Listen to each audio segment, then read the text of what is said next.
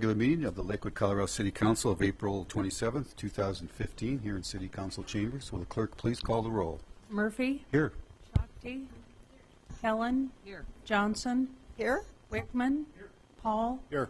Harrison. Here. Quinn. Here. Coop. Here. Barraway. Royball. Here. You have a quorum. Thank you, and as always, I'd like to thank everyone for choosing to take part in your local government by coming out to join us live this evening in chambers or watching us either at home on Channel 8, Channel 880, I think it is in high definition now, recently. And also, there's an opportunity to watch us live on your computers or archived on your computer. So we appreciate your interest in local government. You know, tonight's it's a night when the agenda is not long in terms of the number of items that we have, but it's extremely substantive. First of all, we have the opportunity to celebrate something we get to do every year, celebrate leaders in sustainability in our community. We're going to do that shortly.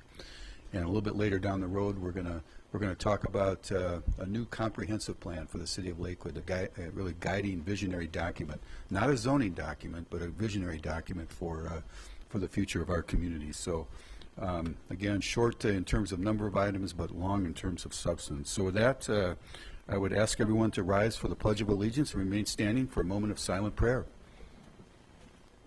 I pledge allegiance to the flag of the United States of America and to the republic for which it stands, one nation, under God, indivisible, with liberty and justice for all.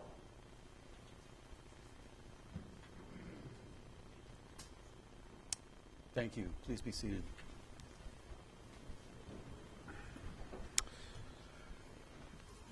Who's going to read the proclamation? All right. Will the clerk please read item 4 into the record, and I would ask Division Chief Dan McCaskey to join me down at the lectern. Item 4, proclamation, Child Abuse Prevention Month.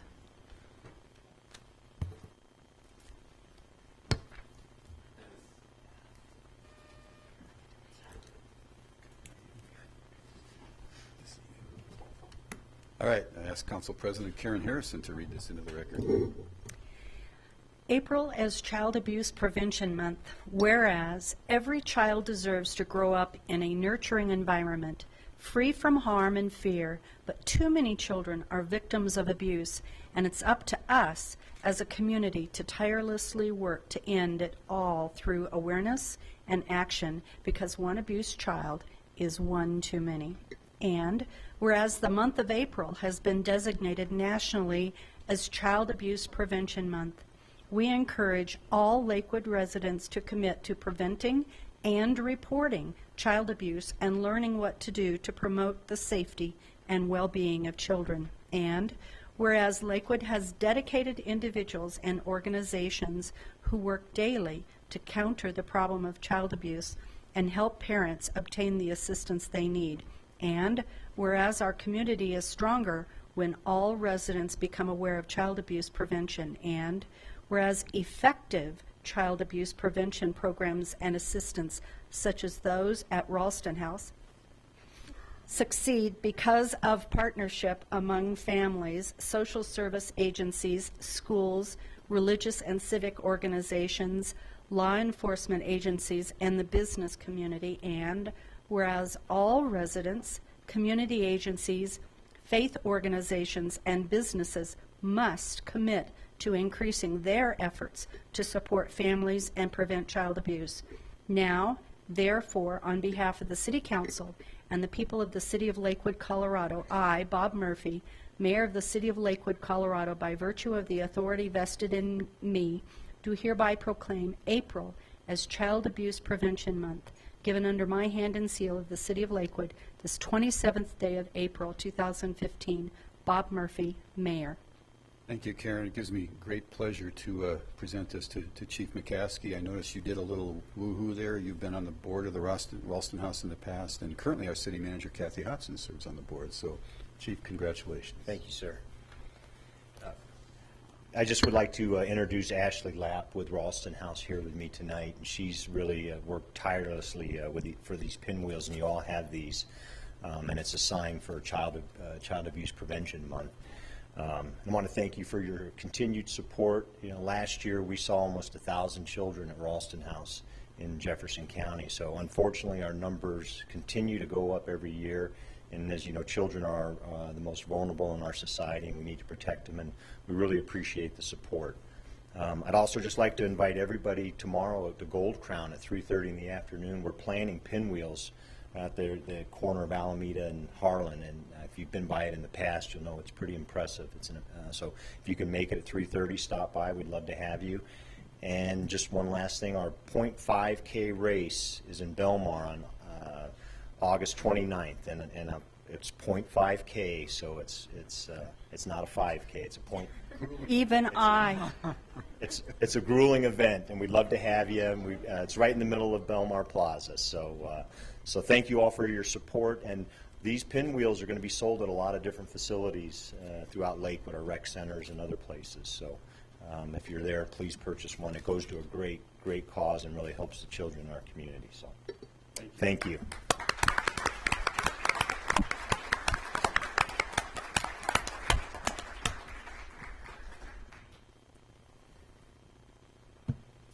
All right, well, ask Chief McCaskey to stay up here while the clerk please reads item 5 into the record. Thank you. Item 5, proclamation, National Crime Victims' Rights Week. Please. National Crime Victims' Rights Week, April 19th through the 25th, 2015, whereas Americans are victims of more than 26 million crimes each year, and these crimes also affect family members, friends, neighbors, and coworkers, and whereas crime leaves a lasting physical, emotional, and financial impact on people of all ages and abilities, and of all economic, racial, and social backgrounds, and whereas working with survivors helps victims, service providers, and criminal justice professionals understand the culture, values, and expectations of under and unserved victims who seek assistance and justice, and whereas with the full weight of their community and victim service providers behind them, survivors will feel empowered to face their grief, loss, fear, anger, and shame without the fear of judgment, and will feel understood and worthy of support. And whereas National Crime Victims' Rights Week theme this year, Engaging Communities, Empowering Victims, celebrates the power of victims and victims' rights movements to change the course of history and transform lives. And whereas the Lakewood Police Department Victim Assistant Unit is joining forces with the victim service programs, criminal justice officials, and concerned residents throughout Lakewood, Jefferson County, and the 1st Judicial District to observe the National Crime Victims' Rights Week and Jefferson County's 22nd annual Courage Walk in honor of crime victims. Now, therefore, on behalf of City Council and the people of the City of Lakewood, Colorado, I, Bob Murphy, Mayor of the City of Lakewood, Colorado, by virtue of the authority vested in me, do hereby proclaim National Crime Victims' Rights Week, April 19th through the 25th, 2015, given under my hand and the seal of the City of Lakewood, this 27th day of April 2015, Bob Murphy, Mayor. Thank you, Karen and Chief. It's my pleasure to present this, and something we do every year, and maybe tell the public a little bit about, especially about the Victims Assistance Unit. Thank you, Mayor and City Council. It's an honor to receive this award tonight. On behalf of the Lakewood Police Department and Chief Paletta, I want to thank you. We have, and I know I may be a little biased, but we have one of the best victim assistance units in the state, probably one in the nation. We provide 24 hours, 7 days a week services to our victims, and although Victims' Rights Week was last week, it's every day.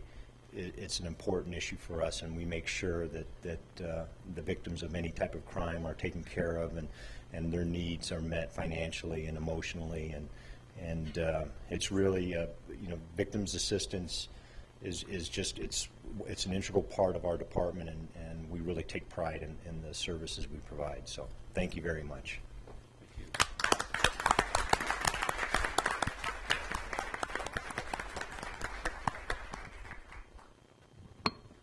Thank you.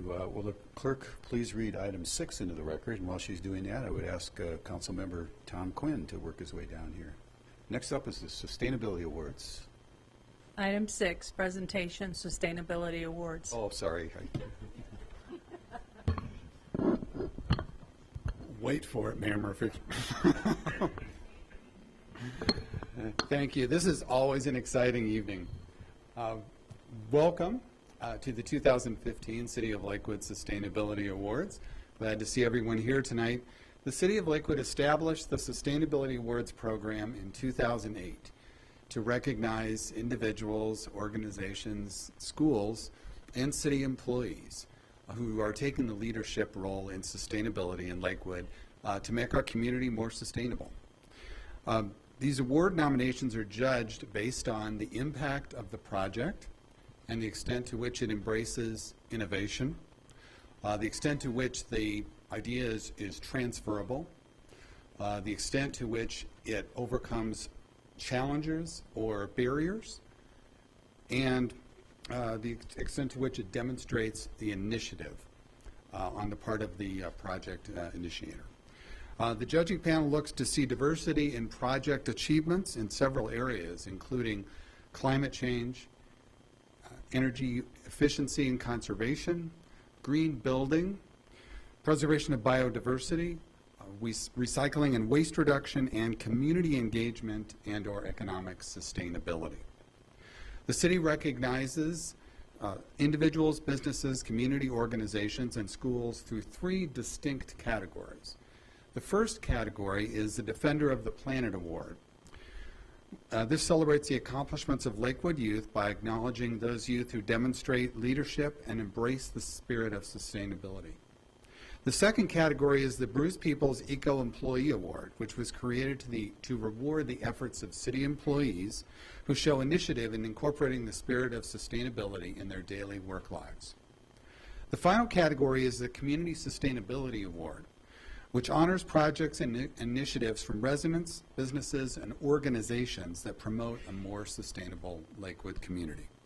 Along with the ceremony this evening, the city showcases the award recipients in 3 other ways.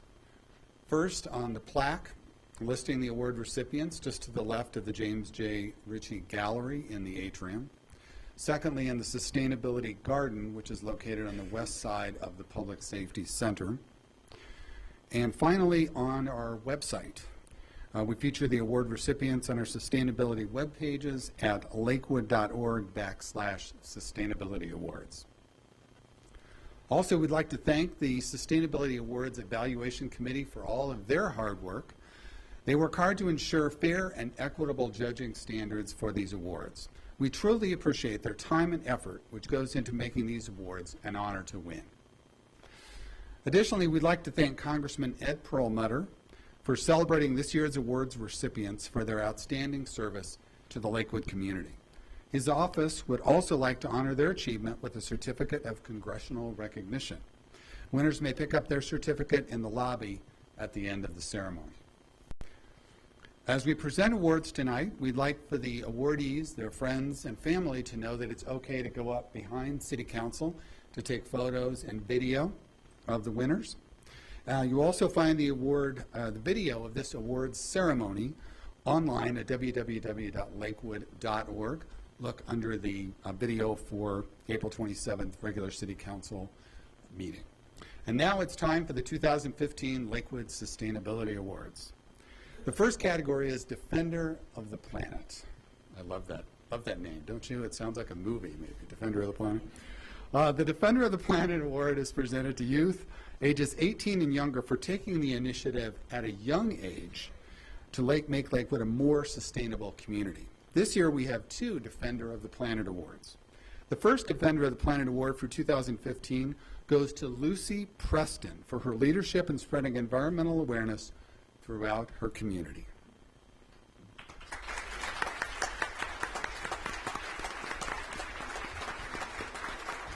Lucy Preston embarked on a journey in sustainability to spread awareness about sustainability topics. Lucy acts as co-leader of the South of Six Sustainable Neighborhood Youth Initiative and created a blog called Everyday Eco to share environmental knowledge and tips with others. When assigned an independent study for school, Lucy chose environmentalism and recycling, generating discussion in her classroom about the benefits of reusable containers and concerns with cafeteria food waste. Her leadership in the classroom and the community inspires youth and adults alike to consider what it means to choose sustainability on a daily basis. Congratulations.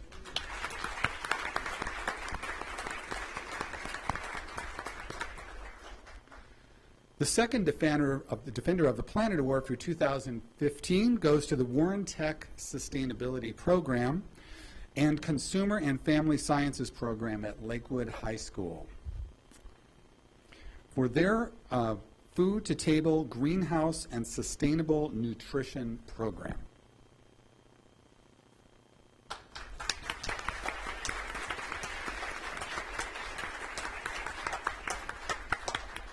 The students in the Warren Tech Sustainability Program and Consumer and Family Sciences Program at Lakewood High School designed, built, and maintain an aquaponics system which combines aquatic animals and plants in water to create a symbiotic fertilizing system. Boy, that sounds like a complicated project, doesn't it? By testing their ideas and sharing them with other students, they are helping create a healthier food environment and creating conversation around what sustainable nutrition really means. Congratulations.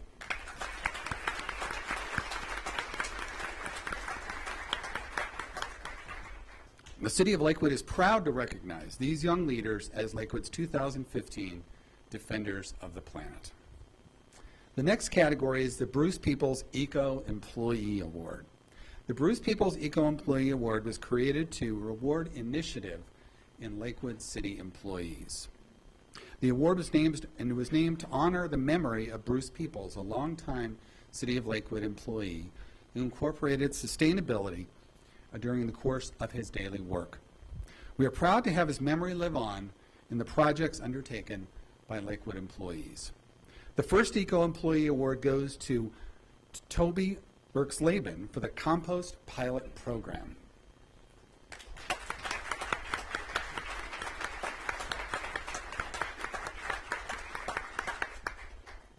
You may have noticed the green bins around the Civic Center when you came in this evening. These compost bins are in large part thanks to Toby Burks-Laban, who went the extra mile to ensure the success of the Compost Pilot Program. Because of Toby's extensive research on bins, bags, haulers, and compostable utensils, many of Lakewood's employees are able to have a zero-waste lunch or host zero-waste events and meetings. Toby's efforts have brought the City of Lakewood another step away from the landfill. Congratulations.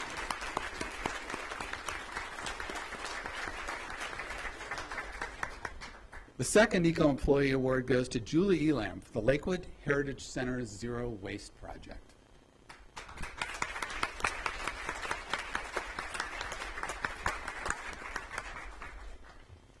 Spearheaded by Julie Elam since the earliest phases of the project, the Lakewood Heritage Center's approach to reducing trash has been a gradual endeavor since 2008. In 2014, the project reached new levels of success. Julie's efforts to make the center a zero-waste facility have occurred on multiple fronts, including arranging compost collection and facilitating sorting stations at community events. At the 2014 Cider Days event, they diverted 3.7 tons of waste from the landfill, representing an 87% diversion rate for waste generated by 10,500 event attendees at Cider Days. Julie is recognized by reducing the Lakewood Heritage Center's footprint and educating the community about reducing theirs. She could cultivate awareness and generate sustained and impactful change. Congratulations.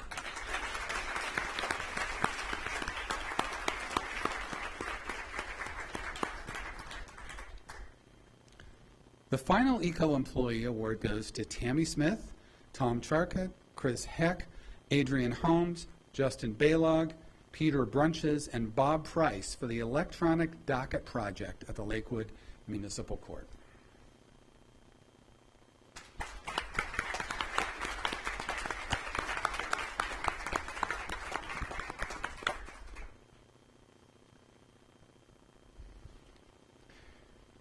If you visit the Lakewood Municipal Court today, which hopefully none of you had to, you will see a large digital screen listing the scheduled docket cases. This new addition, which saves the court a ream of paper a week, was accomplished through the vision of Tammy Smith and the technical skills of Tom Charcutt, Chris Heck, Adrian Holmes, Justin Baylog, Peter Brunches, and Bob Price. Tammy identified the opportunity to provide the court with an up-to-date system that could save the city materials, money, and time. She took the initiative to research the system and saw her vision come to life with the help of the IT and facilities staff. This project was a truly collaborative achievement that represents the opportunity to embed sustainability in all areas of city operations. Congratulations.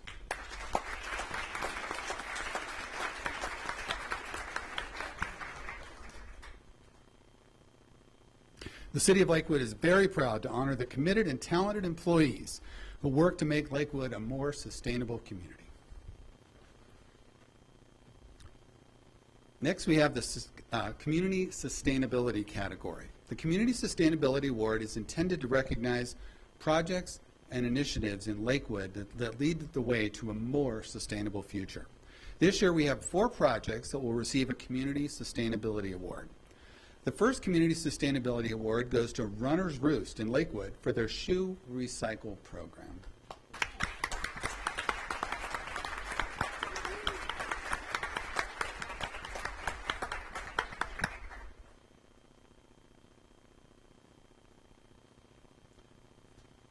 When the staff at Runner's Roost Lakewood began noticing that customers would leave their old shoes at the store, they began researching donation and recycling opportunities for those shoes.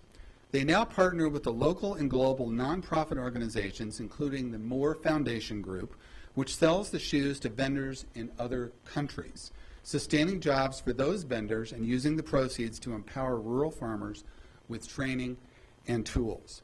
The Shoe Recycle program provides a service to their community and demonstrates the economic, social, and environmental value of repurposing. Congratulations.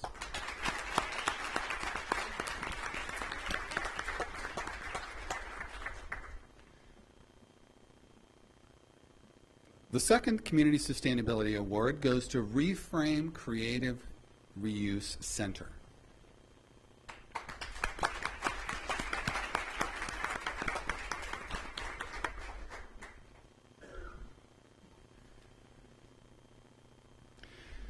The Reframe Creative Reuse Center creates a convenient alternative to disposal of collecting donated craft materials and returning them to the community through an affordable and accessible craft shop. The organization provides a safe place for eco-friendly artists to create and to teach, as well as an opportunity for the community to share resources with each other. Reframe Creative Reuse Center invites people to reframe the way they think art, supplies, and recycling, proving that creativity and sustainability can go hand in hand to form a strong community asset. Congratulations.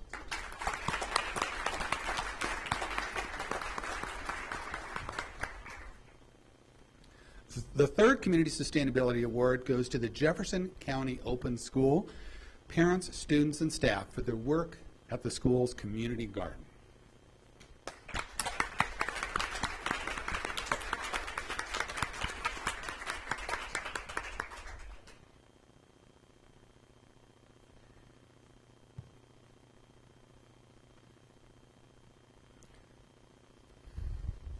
The Jefferson County Open School Community Garden, led by parents, students, and staff, established the garden as a way for students to learn about nature and nutrition. In 2014, the Garden to Cafeteria program was launched, allowing produce from the garden for healthy meals in the school cafeteria. The benefits from the garden extend to the broader community through a weekly youth farmers market. The garden is a shared project among parents, students, and staff whose personal initiative brought their vision to life. Congratulations.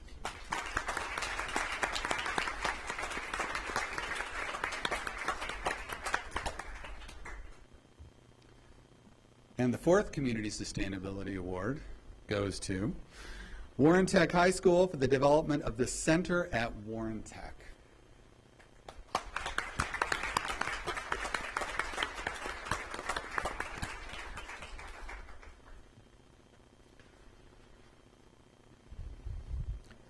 The Center at Warren Tech is a collaboration between Warren Tech High School and the Squeaky Bean Restaurant that teaches students how to locally and sustainably produce food and sell it to local business markets.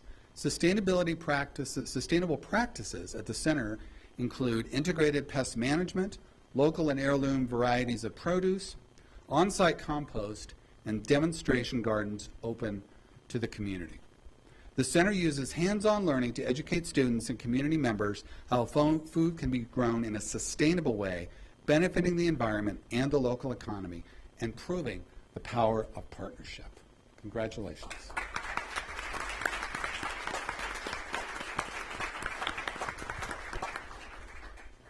Thank you to all the Sustainable Award winners. Your work is truly impressive. Thank you for making Lakewood a more sustainable place to live, work, and play. If you'd like to learn more about the Lakewood Sustainability Award Program, please visit the City's Sustainability Awards website at I always stumble on that one, lakewood.org/sustainability awards, or read about general information on sustainability efforts in the city by clicking on the leaf on lakewood.org. Thank you again, and congratulations to all the award recipients tonight. And it's great to be able to continue to highlight these efforts. You all remember George W. Bush, George Herbert Walker Bush, I should say, and his 1,000 points of light. Sustainability is really 1,000,001 points of light, and we have some of those right here in Lakewood. We're going to continue to acknowledge them now and always in the future. And thank you, and have a good evening.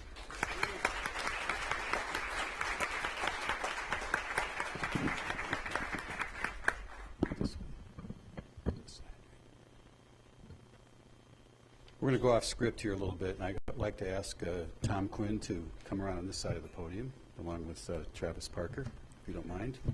And Rachel, are you coming up? We're gonna do this first.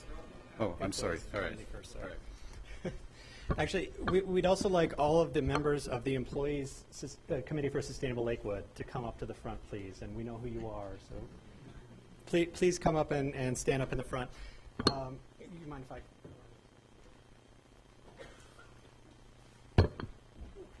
The public and the council get to see a lot of events every year, from the Sustainability Awards to Earth Day, and what we don't always see is the work that goes on behind the scenes. Kathy Hodson decided this year that she wanted to recognize a lot of the employees that put a lot of work into these events, and Melissa, we need you up here too. And so on behalf of the city manager, who is sick this evening and who gave me the pleasure of presenting these awards, and I'm going to give these to Tom to hand out. We'd like to recognize some of the members of the Employee Committee for Sustainable Lakewood who put all the work into the events, give of their own time for generally no greater reward than to make Lakewood a more sustainable place, and to do things like add composting to our buildings and increase the diversion rate at our city events, and so on and so forth. So tonight I'd like to read the names of the members of the Employee Committee, and we've got a small gift card of appreciation for them. So thank you to Allison Scheck, and in no particular order, I'll let you hand those out while we go. You don't have to know their names. As we go along. Yeah, absolutely. Ben McKibben, Cheryl Dye, Emily Andrews, Gail Spencer, Greg Colucci, Hillary Osmack, Jamie Jurgenin, Joe Donaldson, Jody Morse, Jonathan Wachtel, Julie Elam, Kara Mauer, Kyle Parker, Lauren Briggs, Lynn Kopich, Megan Rubel, Melissa Carey, Nick Brisson, Nina Hoffert, Pat Matthews, Peter Brunches, Rachel Griffin, Sarah Livingston, Sharon Blackstock, Tammy Bernardi, Terry Kinsfather, and Toby Erksleben. Thank you to all for your work.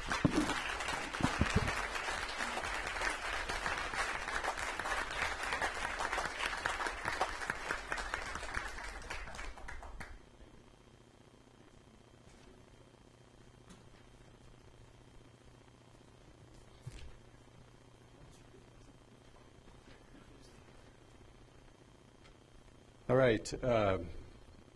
Tom, thank you again. Every year we especially thank Councilmember Tom Quinn, and I usually use the word sustainability guru, right? And Tom mentioned in his closing remarks, he talked about 1,001, I think, points of lights. And one of the brightest lights in terms of sustainability in our organization is you. So we'd like, in your last year, to take the opportunity to present you with something just a little bit extra. And I call Rachel Griffin forward.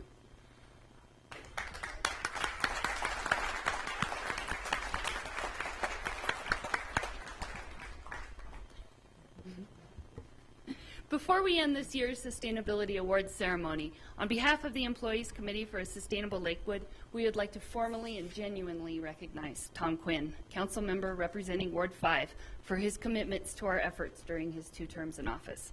Councilmember Quinn's guidance and support, leadership and vision for our community's future has helped shape the way the City of Lakewood approaches sustainability.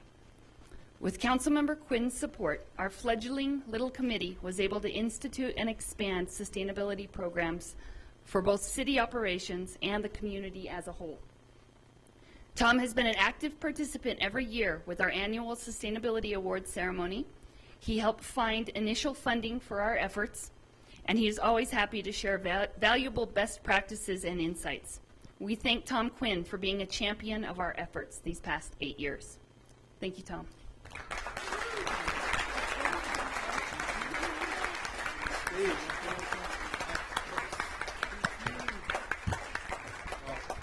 I just wanted to say that, you know, the real work gets done by our city employees, and it's been a great honor to work with the Employees Committee for a Sustainable Lakewood. They put in so much time and effort for all the, for the sustainability events we have here at the city, for Earth Day, for the Sustainability Awards, and just on a daily basis in terms of everything they do. And it's really just truly an amazing effort. When people ask me about sustainability, rather than giving them an academic definition, what I say is what it's about is building a strong, healthy, resilient, and prosperous community for the future. And our employees are leading the way on this. All of the great award recipients we had up here tonight are helping to lead the way, and all the recipients from the past 7 years. It's hard to believe it's been 7 years. And I know that it's something that that will be something that continues to be an important part of what we do here at the city, honor our employees who show initiative. And earlier I mentioned a quote from President George Herbert Walker Bush about the 1,000 points of light, the 1,001, and I think in reality it's going to have to be 100,000,001 points of light in this world. But our award recipients, our employees, are really shining beacons of hope for a more sustainable future. And to kind of balance out the quotes, as we move forward, we're going to be looking at our sustainability plan up here in a few weeks. I'll give you a quote from Lyndon Johnson. It's very short. He said, "Let us continue." And that must be what we do. Thank you. Thank you very much. It was totally unexpected, and I really appreciate it. Thank you. Thank you very much.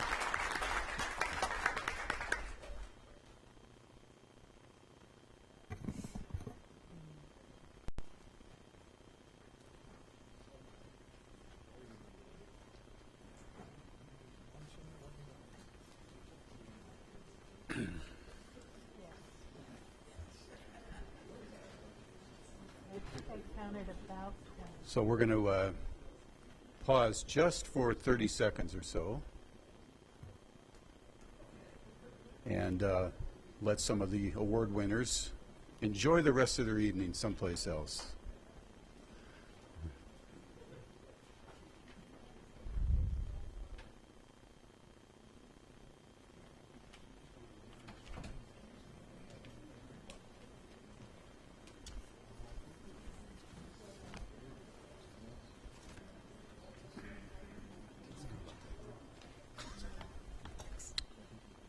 All right, well, clerk, please read item 7 into the record. Item 7, Resolution 2015-33, reappointing Gerald Schulte to the Metro Wastewater Reclamation District Board of Directors. Thank you. I know we don't have a presentation on this, I'm sure, so I am ready for a motion.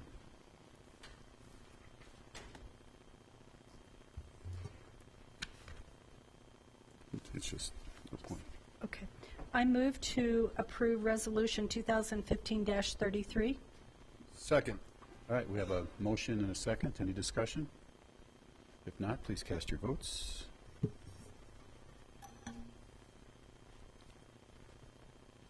And the appointment is approved, 10-0. We appreciate Jerry's willingness to continue to serve on this very important regional board. Is Jerry here this evening? All right, well, again, we appreciate it. Thank you.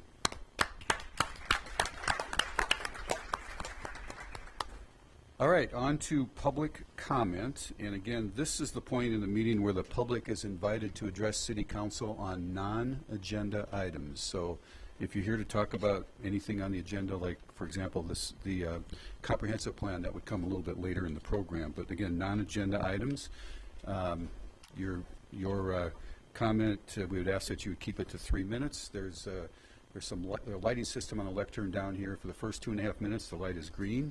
At that point, after 2.5 minutes are reached, it will glow yellow. And then when it glows red, your 3-minute time limit is up, at which time we would ask you to wrap up your comments. For the first public comment, I would like to invite a representative from the Don Yon Toastmaster Club, and I believe that's going to be Marilyn Sudbeck, Vice President. There you are. Come on down.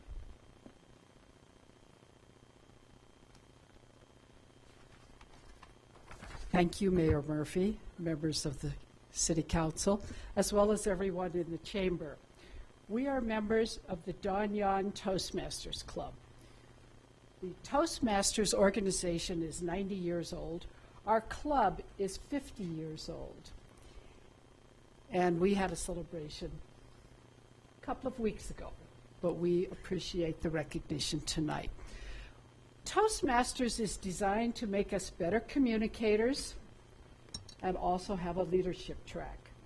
We're a small club.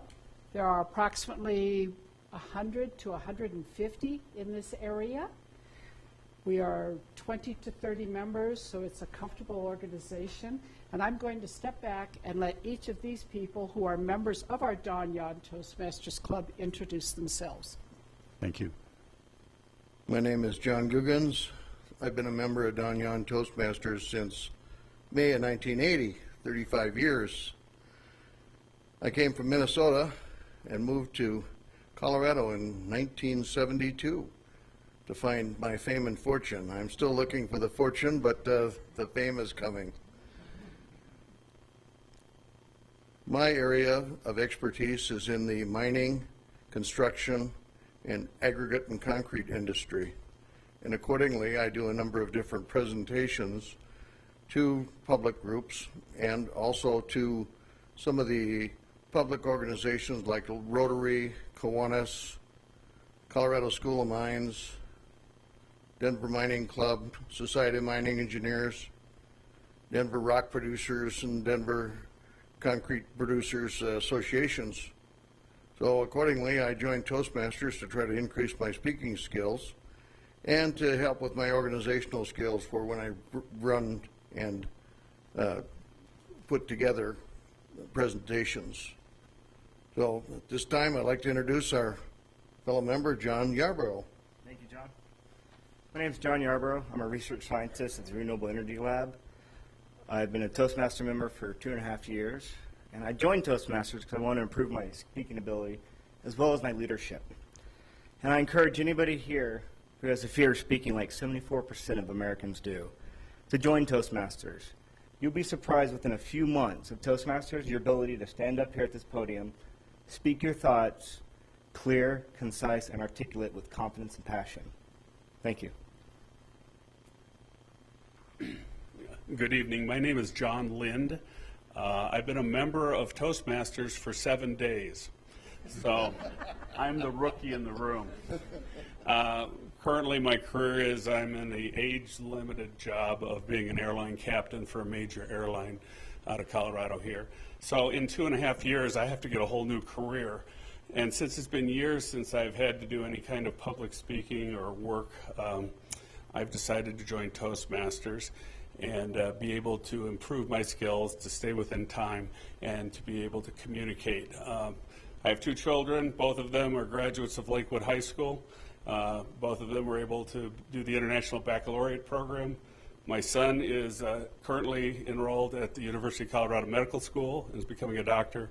My daughter graduated from CU Boulder and is now working in Manhattan in advertising and digital media, whatever that is. So thank you for having us tonight. Thank you. Well, thank you. And before you all go, I think I remember you, John, from the Lakewood swim team, possibly. Back, let's just say, several years ago. I do want to congratulate you on your Thank you. 50th I'm Marilyn Sudbeck. I'm a CPA, but I'm a CPA that does no taxes, no audits, and no bookkeeping. All I do is train people on QuickBooks and QuickBooks products. And I joined Toastmasters because of my absolute terror of public speaking. And now here I am in front of all of you. I would like to invite anyone who is interested to check out our website, which is donyon.org. There are also flyers in the back. We normally meet at 7 o'clock at St. Anthony's Hospital every Wednesday morning.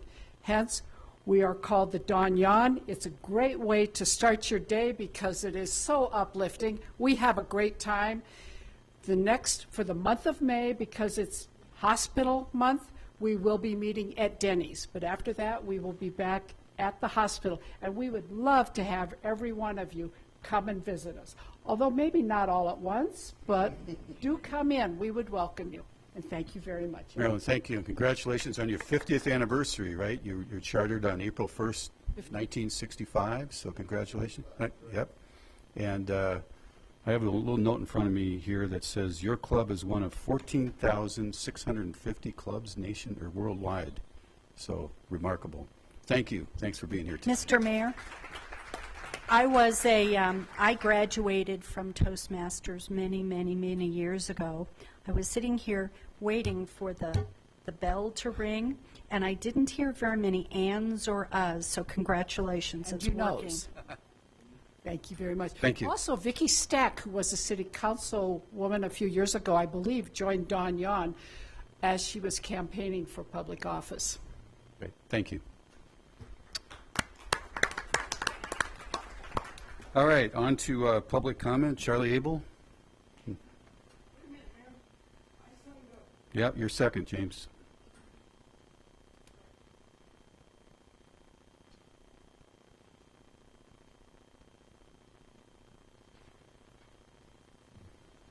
Thank you. James can be a hard act to follow.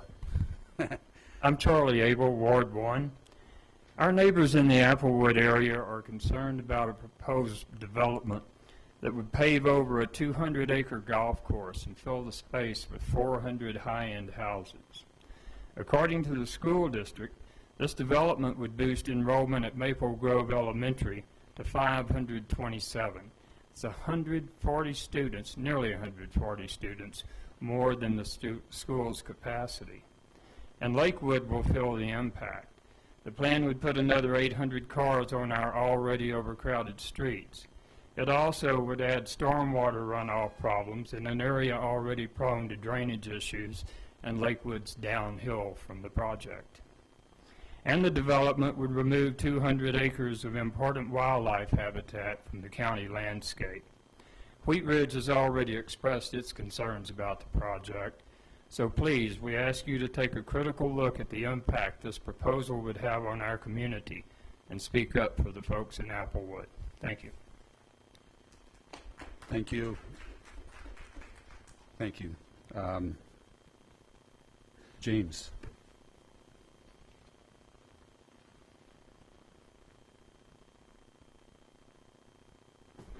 Ooh, careful.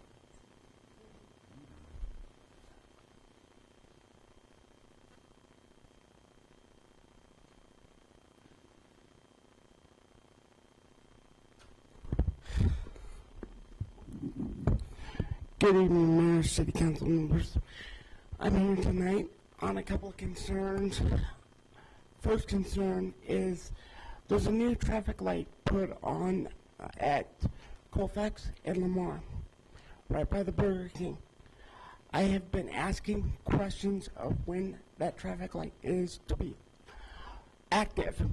That traffic light has not been active since it's been put in over a month and a half ago. I am wondering when this is going to be active. I have also talked to Angela Harness, the city outreach specialist. She keeps telling me that you guys are waiting on Excel.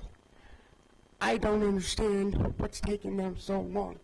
Mayor, can you please get me some information on this? Because I am really concerned with that area because of major traffic accidents.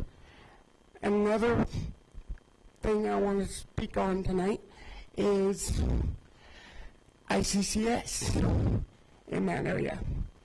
I've been hearing that they have been told or asked to move. I'm wondering if council knows anything about this, and I would like to know when that is and what's going on. Thank you. Thanks, James. I'll just take the liberty of answering those questions right now. As you indicated, there are new stoplights going in at Colfax and Harlan and Colfax and Lamar. Those are installations that do take a little while. Also, as you indicated, the power has not yet been connected to the Lamar stoplight. Once all the power is connected by Excel, then those two lights will become operational, and along with that, the lights at Kendall and Newland will be removed. So it's a process, and we're getting there. As far as ICCS goes, there's no current plan to move them. So I know they've been looking around, but there's no current plan. Thanks. Let's see, who's next? Richard Bryant. Okay, Dick. Maddie Nichols, non-agenda item, all right. Blair Miller, non-agenda item. Okay. Vicki Peters, same comp plan, all right. I'm going to make myself some notes. Roger, I assume you're the same comp plan? Okay. All right, anyone else wish to speak on a non-agenda item? Non-agenda item? All right, with that I will, am I closing public comment or are you coming down? Non-agenda? Come on down.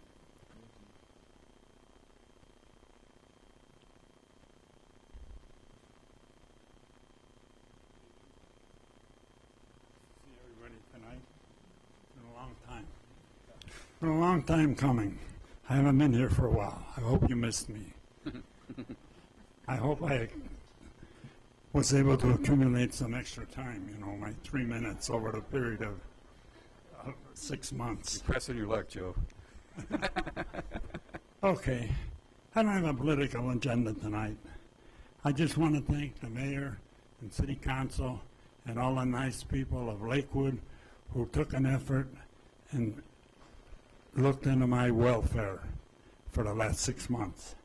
I'm sorry that I wasn't here to make waves, but I'll be back. But thank you again for the people who sent us nice cards and letters and things like that. You know, I was under, Luann was under, we were both under at the same time, and it was a little tough getting out of the house. So here I am. You're stuck with me. Thank you.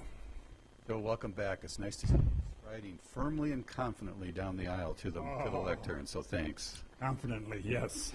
Always.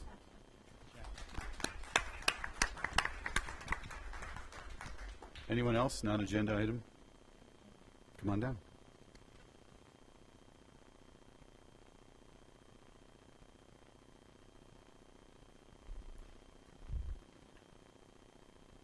I'm Heather Wenger, Ward 5. Good evening, Mayor, City Council members. In your April 13th City Council meeting, you passed a tax increase on the citizens of Lakewood. It wasn't called a tax, though. It was called a stormwater fee, but it was a tax in everything but name. It increases the amount of money that the citizens of Lakewood must pay to the city government. It is supposed to fund quick improvements to stormwater infrastructure, but there is no sunset on it. So once the infrastructure improvements are made, Lakewood citizens will continue to pay the stormwater tax. Furthermore, it's not necessary. Lakewood has a budget surplus. It has such a surplus that the mayor and his city council supporters believe that the citizens, through their regular taxes, should spend more than $1 million speculating on purchasing contaminated land at the Federal Center. And worst of all, by calling it a fee, City Council avoided the legal requirement that the citizens of Lakewood must vote on any tax increases. This points to the real problem with Lakewood's current city regime. It cuts citizens out of the process. It avoided giving citizens a real say in the process by calling it a fee instead of a tax.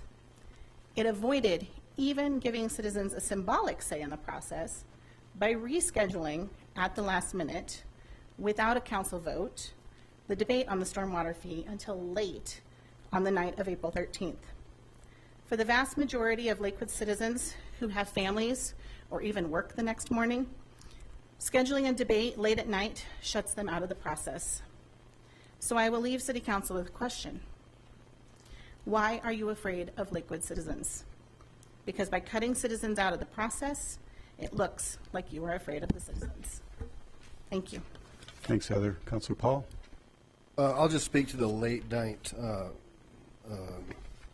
nature of that discussion, and that's because it was on the consent agenda and had to be pulled and put into general business, much like you'll see us do with another resolution tonight, because we wanted to make sure the public had an opportunity to comment and have an extensive conversation, as well as a staff presentation. So that's why that was pulled and put on the under general business, which is routine when we have things like that, like we'll see here in a minute.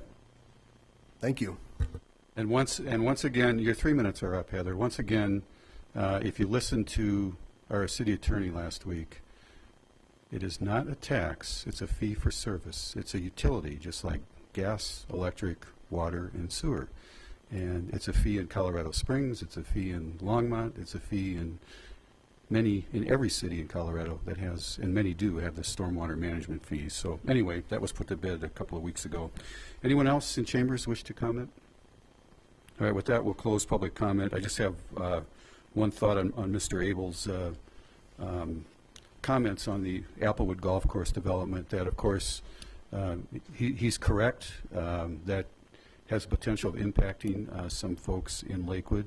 It's very important to understand that this is not in Lakewood, and the deciding governing authority is not the Lakewood City Council, it is the Jefferson County Board of Commissioners. So for those of you who, all throughout the area, Jefferson County, Golden, and Northwest Lakewood, please direct your concerns to the Jefferson County planning staff and the Jefferson County Board of Commissioners. Travis, are we going to be a referral agency on that or not? I haven't seen any referral yet, so Right. I don't know if we're within the range or not. That's Right, okay. So again, we appreciate the concern and want to emphasize that we are not the deciding governing body on that, but please express your concerns to the deciding governing body, which is the Jefferson County Board of County Commissioners. All right, on to the consent agenda. The consent agenda has been made to expedite council action. It contains both resolutions and one first reading ordinance tonight. Resolutions are normally items of a routine nature. As Councilor Paul indicated, one will be pulled because it's far from routine. And the public will have a comment or opportunity tonight to comment on the resolutions in the consent agenda. First reading ordinances appear on the agenda only for the purpose of setting future public hearing dates and ordering the newspaper publication of the proposed ordinance. So there won't be an opportunity to comment on that tonight, but there will be during the second reading, which will be scheduled tonight. So again, any council member may request an item on the consent agenda be removed for separate discussion and action under general business. Will the clerk please read them into the record? The consent agenda consists of items 9 through 12 inclusive. Item 9, Resolution 2015-34, adopting revised funding levels, project requirements, schedule and criteria, and schedule for administering the Neighborhood Participation Program and the Capital Improvement and Preservation Program. Item 10, Resolution 2015-35, approving the Lakewood Comprehensive Plan, Lakewood 2025, moving forward together, approving the Historic Preservation Plan, the Community Resources Master Plan, the Lakewood Public Art Master Plan, and the Lakewood Bicycle System Master Plan as citywide plans, approving the Federal Center Union Boulevard Corridor Connectivity Plan, the Union Boulevard Urban Design Plan, the 40 West Arts District Urban Design and Mobility Concepts, and the Downtown Lakewood Connectivity and Urban Design Plan as implementation plan, and approving the Rooney Valley Joint Master Plan as a joint master plan. Item 11, Ordinance O 2015-8, amending Sections 2.20.050F of the Lakewood Municipal Code pertaining to compensation of the municipal judges. And Item 12, accepting the minutes of the Advisory Commission for an Inclusive Communities full commission meeting of March 18, 2015, and the Lakewood Board of Appeals meeting of April 14, 2015. Thank you. Councilor Paul, your light is on. Sir, I would like to pull item 10, Resolution 2015-35, for separate discussion and vote. All right, we will deal with that item under general business, just as we did with the stormwater fee a couple of weeks ago. I now will open the public comment period on the other resolution in the ordinance, item 9. No one's indicated a desire to speak by signing. I shouldn't say that, because all I have here is a list of those who want to speak on the consent agenda. So let me do it this way. Is there anyone in chambers who wishes to speak on item 9, Resolution 2015-34, which is a neighborhood participation program? We're going to do a presentation? No? No, we've had a study session, a couple of presentations already. Anyone in chambers wish to comment on item 9? All right, seeing none, I'll close public comment on the consent agenda, and I'm ready for a motion.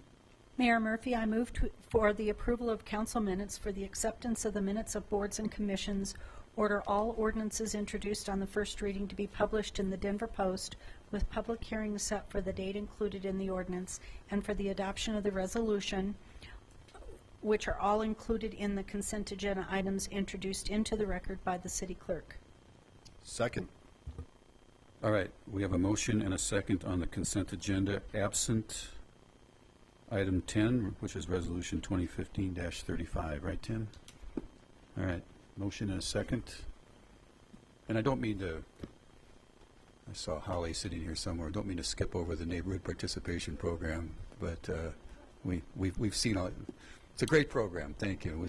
We've seen it, seen a couple of presentations on it, so, all right, please cast your votes before I get myself in any deeper here. Oh, sorry.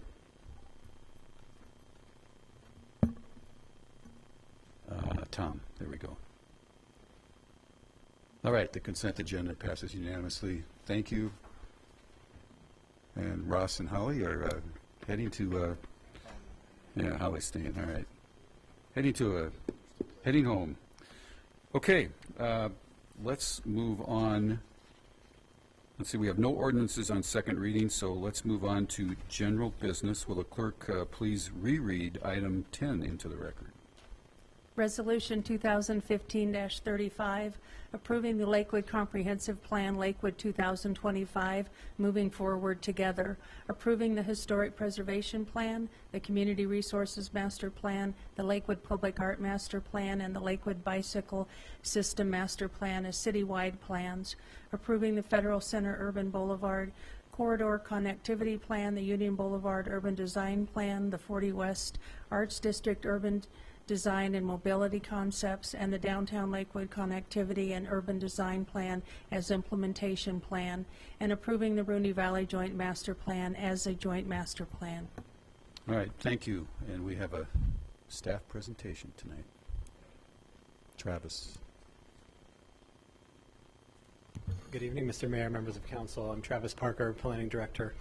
I had started today looking over our presentation, intending to bring it tonight, and I realized after 5 study sessions and 7 open houses, you've seen all the slides several times. So I'm just going to talk for a few minutes, and I think you've all read the plan and know what's in it.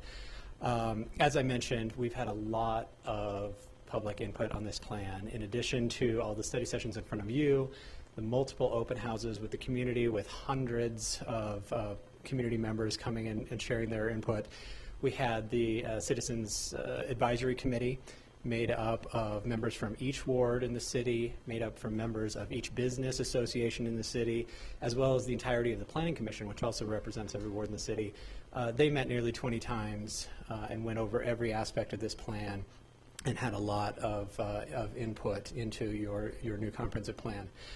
Briefly, the major sections of the comprehensive plan include Lakewood Lives. This is our chapter on Lakewood neighborhoods.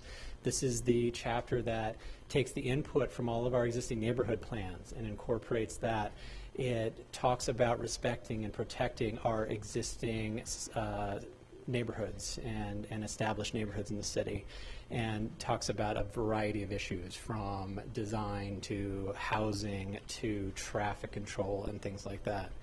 The next chapter is Lakewood Innovates. This is our economic development chapter that talks about creating a sustainable economy in Lakewood and increasing our economy in Lakewood. This is also the chapter that maps activity areas throughout the city, from the growth areas, which are high-density, mixed-use residential and commercial areas, community activity areas, which are medium to high-density commercial activity areas, the neighborhood activity areas, which are intended to be lower density areas serving local neighborhoods, future activity areas, which are yet to be defined, undeveloped areas of the city, and industrial land. Thirdly, we have the Lakewood Moves chapter that deals with transportation and encourages increase in mode share and other options of transit in the city, as well as monitoring and continuing to ensure automobile traffic and transportation is meeting all of our needs.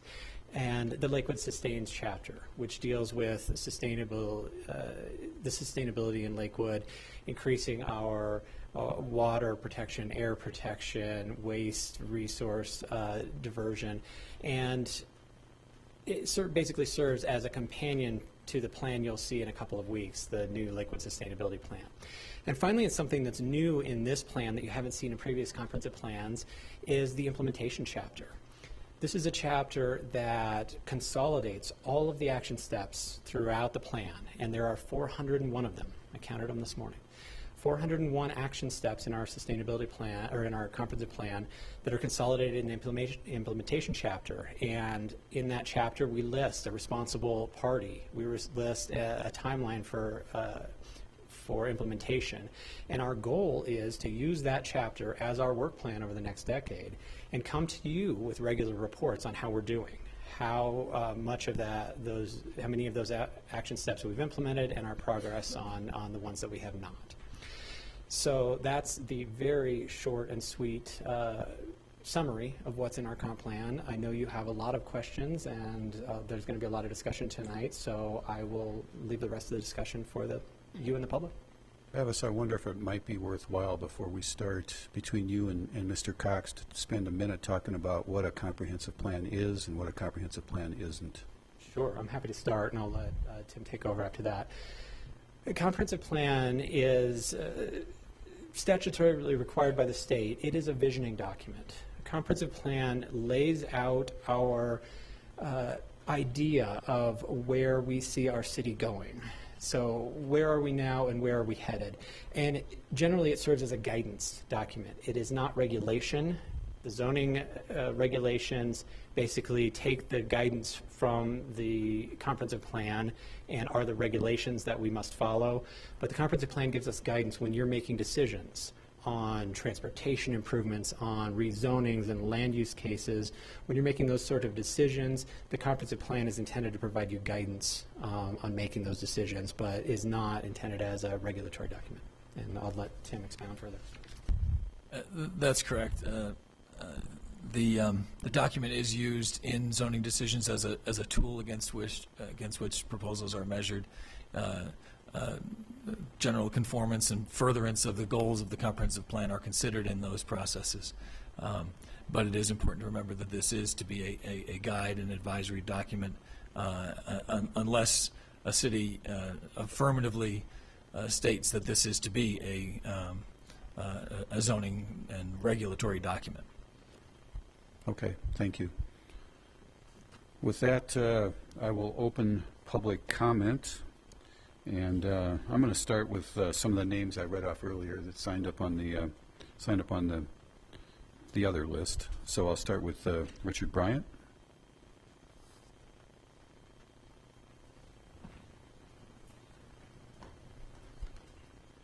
Good evening, Mayor and Council. Excuse me. My name is Dick Bryant, 391 Upham Street in Ward 2. I've read the comprehensive plan and the sustainability plan cover to cover. It's a grand vision. I agree in principle with all aspects of the two plans, and to help sustainability, I hope the city will add more recycle centers in the future. Thank you. Thanks, Dick.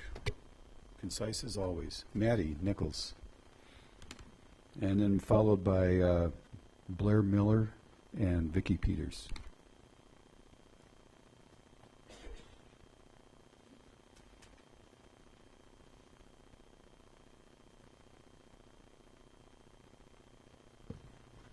My name is Madeline Nichols. I live at 5800 West 8th Avenue in Ward 2. I'm also co-chair of the Two Creeks Neighborhood Organization. And I just want to say that I know there's been a lot of work and effort that has gone into the comprehensive plan, including both city staff as well as many citizen participants.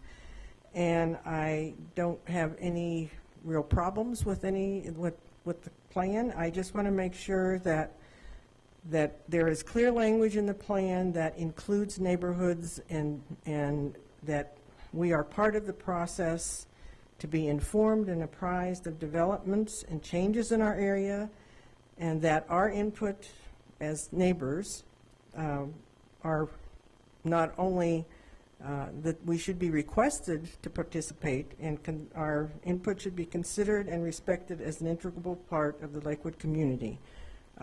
And I think the plan is definitely visionary and needs to be really make sure that you keep us little neighborhoods involved. Thank you. Always. Thanks, Maddie. Blair Miller, Vicki Peters, and Roger Merriman. Hello. I need to attend their group because I get speaking in public. My name is Blair Miller. My address is 2010 Garland Street. And I work in the preservation community.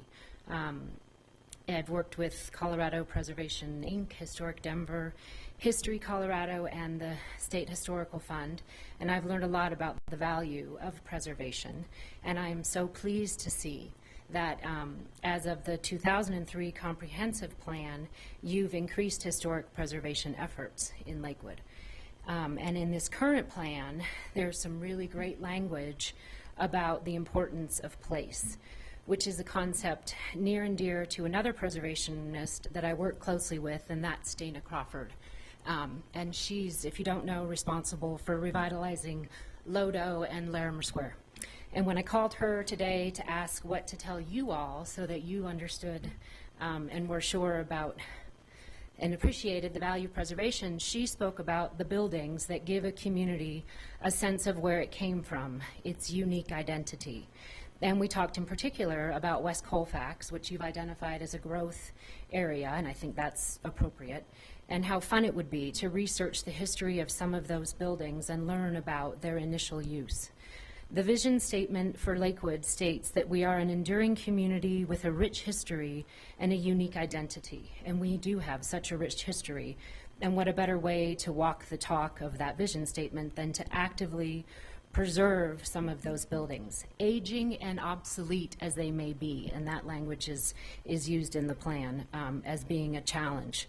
Look at Lodo and look at the increase in the property values that followed the redevelopment and the reuse of many buildings that may very well have been deemed aging and obsolete. My concern is that if the language in this plan around preservation is not strong enough, that we may have more development like Creekside, which to me does not lend to a hometown character. How about if we have an old motel that becomes like a boutique row of shops, which they're doing in downtown Denver, and they're getting preservation awards for doing it. Motello, they did. And what about a feed store that lends to our agricultural community instead of another Home Depot? To me, that says hometown. And that's another piece of language that's throughout the plan. So thank you for your hard work on this and for allowing me the opportunity to talk about how I want my values reflected in the choices that you make. Thanks, Blair. Just as an aside, you might be interested in a survey that's going on Colfax now. They're surveying buildings that are over 50 years old, and there are more than 500 of them. So, all right, Vicki, please. And then Roger. Vicki Peters, 2025 Field Street, which is 5 blocks north of Colfax. I just wanted to echo comments made better by Blair Miller.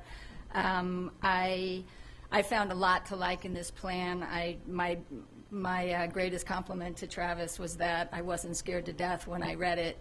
I've been afraid of the future since I was 17, so that's a big compliment. I love the TOD. I love the idea of growth areas and protecting the neighborhoods. I share Blair's concern about West Colfax, which is near and dear to my heart. I walk there several times a week doing errands, shoe repair. I'm really looking forward to great things, especially around the area of the Garrison Station. But I've read the plan very carefully, different iterations, and I'm not seeing the language that I would like to see that would do what Blair is talking about. There is a goal that encourages historic preservation, that encourages taking advantage of tax credits for development, but I wasn't seeing language that said, this is what we want to see on West Colfax. We want developers who respect what's there and the tremendous history associated with it.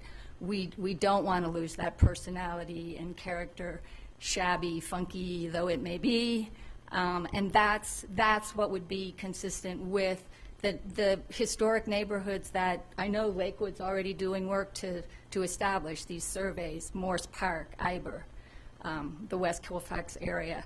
So there's a lot to be done on Colfax. We can bring in a lot of growth there without destroying the character and keeping it in harmony with those historic neighborhoods. Thanks. Great, Vicki, thanks. Roger, and then Charlie Abel. She's on the list. Roger Merriman, 9613 West Virginia Drive. Good evening, Mayor and Council. I've got two issues with the comprehensive plan, one being the neighborhood activity areas, and it's basically on map 3D, page 321.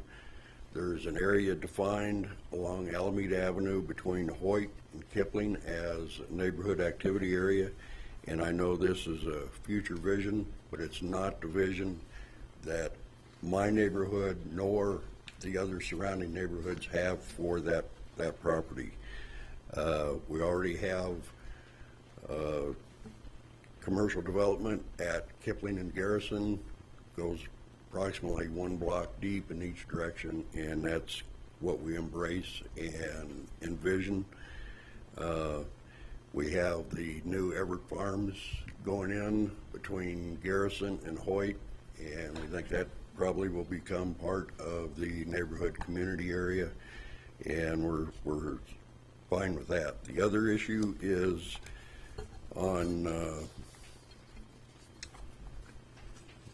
excuse me a minute. It's on map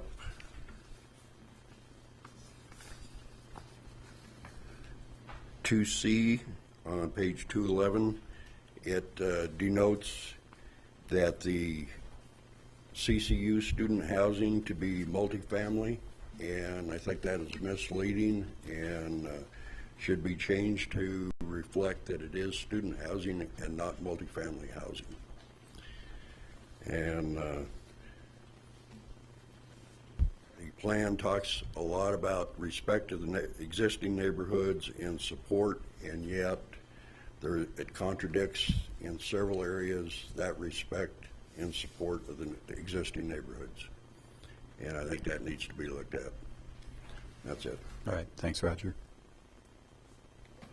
Charlie Abel, followed by John Yarborough, and then Diane Duffy.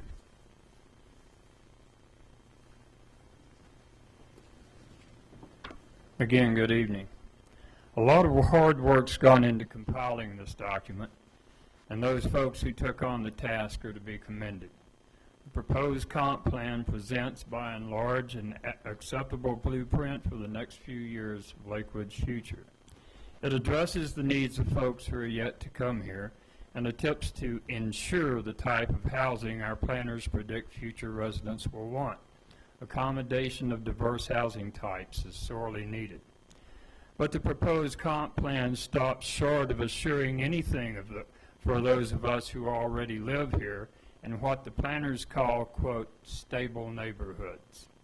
In fact, on page 3-19, the plan states, being located in an area of stability does not mean those neighborhoods should not or will not change. In what language does stability mean subject to change? And our painstakingly compiled neighborhood plans, each the subject of hundreds of hours of work by dozens of neighbors, have been gobbled up, done away with, and replaced by vague references with little, if any, relevance to the protections the neighborhood plans sought to instill. For instance, 5 of our 8 neighborhood plans call for protection from increased or higher density and protection of single-family neighborhood character. Instead, they supposedly are addressed by the zoning code now. Oh yeah, the zoning code, though, provides avenues to increased density. And on page 4-1, the proposed plan says, while respecting neighborhoods, Lakewood will provide for development of mixed-use urban centers and high-density residential areas where appropriate. Notice it doesn't say protecting. Nowhere in the neighborhood section does it say these stable neighborhoods will be protected. Instead, who decides what would be the appropriate places for the high-density residential areas? I think that should be the task of the neighbors. Please, if you approve this comp plan, make it more protective of our stable neighborhoods. Thank you. Thanks, Charlie. John Yarborough? No? All right, okay. Diane Duffy, followed by Gary Hardy.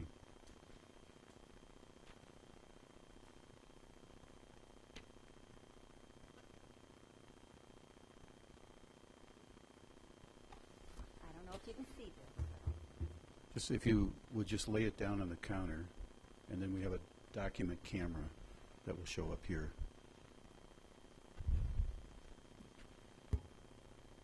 Is it? Yeah, yeah. Gotta kind of think in reverse. Yeah, there you go.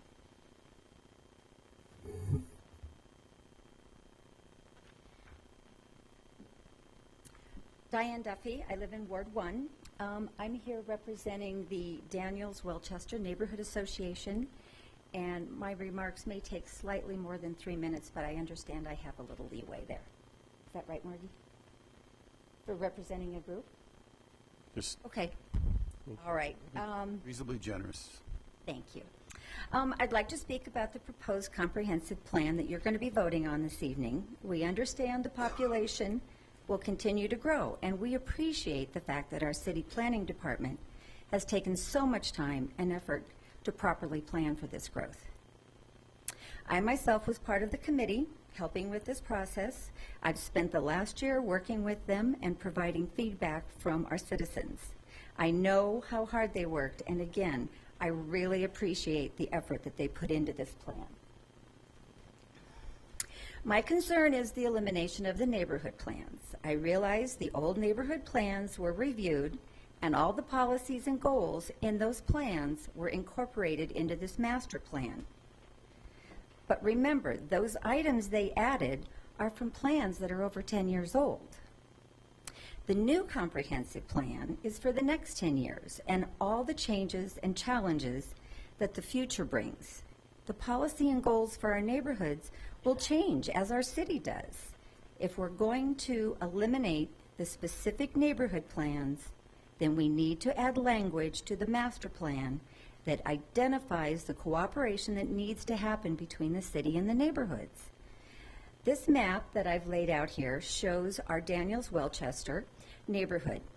It borders, as you can see, by Colorado Mills on the west, Colfax on the north, light industrial to the east, and Union Corridor to the south. We are completely surrounded by high growth areas.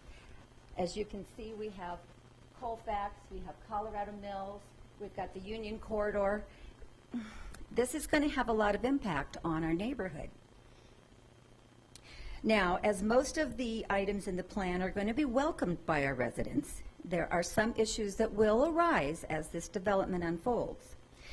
The activity area that's proposed by the Red Rocks Light Rail Station also includes a plan for a walkway over 6th Avenue into our neighborhood. Now, that could be a great thing for our neighborhood, or it could create aggravation for all the residents if people going to the walkway leave a large number of cars on their residential streets. Now, this location happens to be right by a church. Now, although I haven't talked to the members of that church, it would seem that collaboration between the city and the neighborhood could come up with a win-win situation here. That parking lot is vacant a large part of the time. I realize the rezoning project recently completed should alleviate some of these problems, but zoning itself does not take care of all these issues that are going to affect our community. A good example is the new senior housing center that's proposed at Colfax and Youngfield. Yes, that 10-story apartment building is well within the zoning for that land, but we have not yet resolved the issue with the traffic it's going to bring throughout our neighborhood. Because this is on Colfax Avenue, it's limited to a right turn in and a right turn out at this. Now, as this is on the very western edge of Lakewood, I cannot imagine that most of the traffic exiting this will be heading on further west. No, they will have to turn west and then turn into our neighborhood, use someone's driveway to turn around to come back east to Lakewood, Denver, wherever they're headed, other than going to the mountains. So, with the expertise of our planning department and the everyday understanding of what happens really in our neighborhood, I would think if we put our heads together, we could come up with a solution to things like that. It just takes collaboration by the city and the neighborhood and some good common sense. I really feel strongly that the plan should specifically, not just in general terms, but it should specifically say that the community should be involved as these and other developments unfold. I heard this at every turn as I received comments from the Lakewood citizens about the plan. I brought this back to the committee and the Planning Commission time and again.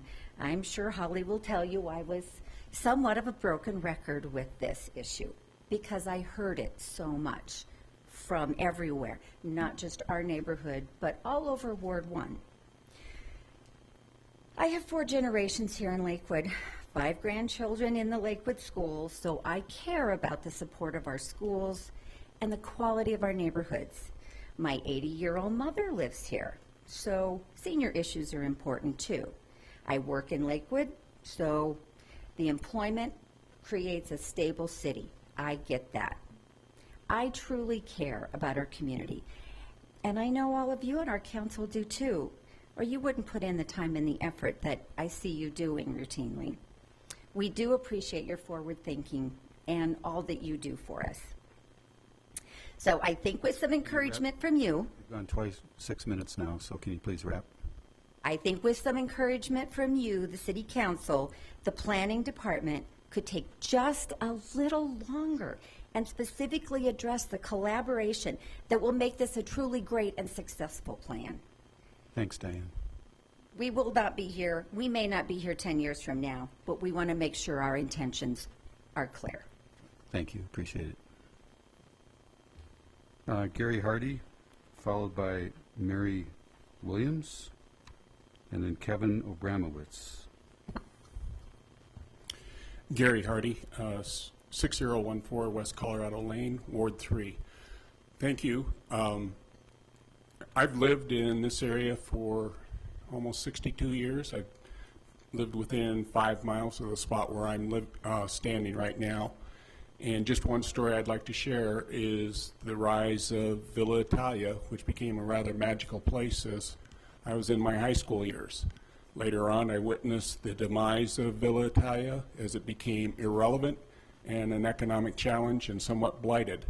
And I want to salute the city of Lakewood because there's always been a vision for what the future could be.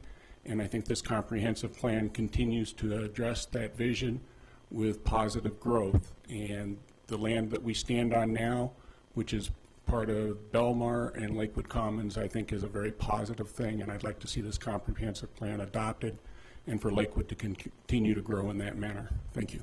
Thanks, Gary. Mary? Okay. Kevin Obramowitz? Paul Ditson? Hey, Paul, there you are.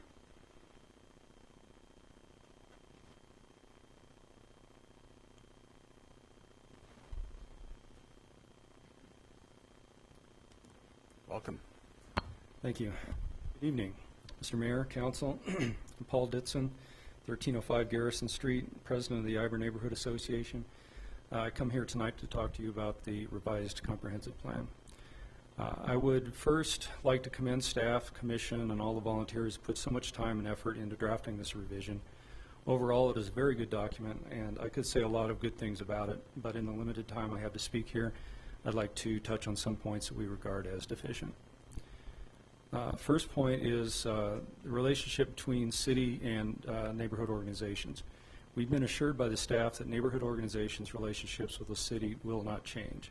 We wish to have the language of the comprehensive plan specifically state that intention in the neighborhood section. We are concerned that as the mayor, council, commission, staff, and organization leaderships turn over, such verbal understandings may well be lost over time.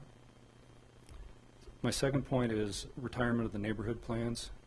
We fully recognize the intent of our plans have been incorporated into the body of the revised comp plan where the city's responsibilities are concerned. We also understand that we are now the keepers of our plans going forward. We gladly accept this responsibility and actually see it as removing an encumbrance that we've had to deal with up to this point, where revisions would have required an act of council. But let's not throw out the baby with the bathwater. By removing the neighborhood plans as amendments to the comprehensive plan, we also lose explicit commitment from the city to support future revisions, which might very well contain action steps that involve city support. Our plans up to this point have laid the foundation for what is to come. Light rail is here now, and the plans have served us well, but the real change has only just begun. Our plans must change with the neighborhood. They are living documents. We propose that language in the neighborhood section include a commitment to support the ongoing development and revision of neighborhood plans, including staff support of periodic review as initiated by the organization, and support from the city in maintaining current versions, printing, and making plans available to neighborhoods and developers. My third point is involvement and development of design principles mentioned repeatedly in the plan. If I were to characterize the Ivor neighborhood in one word, it would be eclectic. The definition of eclectic is a selection of what appears to be the best of a variety of styles. I think this description could be applied to most of North Lakewood as well. And this is the region that, as stated in the comprehensive plan itself, will be experiencing the majority of the city's growth over the next 15 years, due primarily to its proximity to light rail and in the process becoming even more eclectic. We propose language in the neighborhood and innovation sections that encourages involvement by the community in developing sensitive design principles that will help preserve this eclectic character and respect the rights of current property owners in the midst of infill development. My fourth point and last point is outreach from the developers. As development occurs, we would enjoy the opportunity to introduce ourselves to our new neighbors and welcome them to the neighborhood. With many developers, particularly non-local ones, the only chance we might even have to meet them would be during the initial phases of the project. Once the project is complete, we would likely not see them again. Please don't misunderstand this. We do not wish to encumber the process, nor do we want to dictate how a property owner develops their property. We fully recognize an owner's right to develop. We'd simply like to be accorded the opportunity to discuss who we are as a community with the hope that a neighborly dialogue will result in a higher quality design that continues to build on the eclectic character of our neighborhoods. The city is the first point of contact by the developer and the only agent who can offer this suggestion to them early in the process. So we propose language to require or at least strongly encourage developers to meet with the neighborhood for any development, not just rezoning or special use permits. Considering these points, we respectfully request that adoption of this plan be delayed just long enough to make these changes. Revising this plan has been a very complex undertaking and is a significant accomplishment. We as neighborhoods desire to continue our collaborative relationship with the city and developers in order to ensure that the result will be of the highest quality possible. We hope that we can be fully recognized as partners in the process under this plan. Thank you for your patience and your willingness to listen. Thanks, Paul. We obviously appreciate all of your work, years and years of work in the Iver neighborhood, and still a leader there. And I think if you stick around, Mayor Pro Tem Paul is going to have some amendments to help deal with some of those, virtually all of those concerns. Let's see, Judy and Stan. I'm sorry, I can't read the last name. It's Smeary? No? Okay, thanks. Anyone else in chambers wish to comment on this item? Greg, is that you back there? My eyes aren't what they used to be. I'm sorry.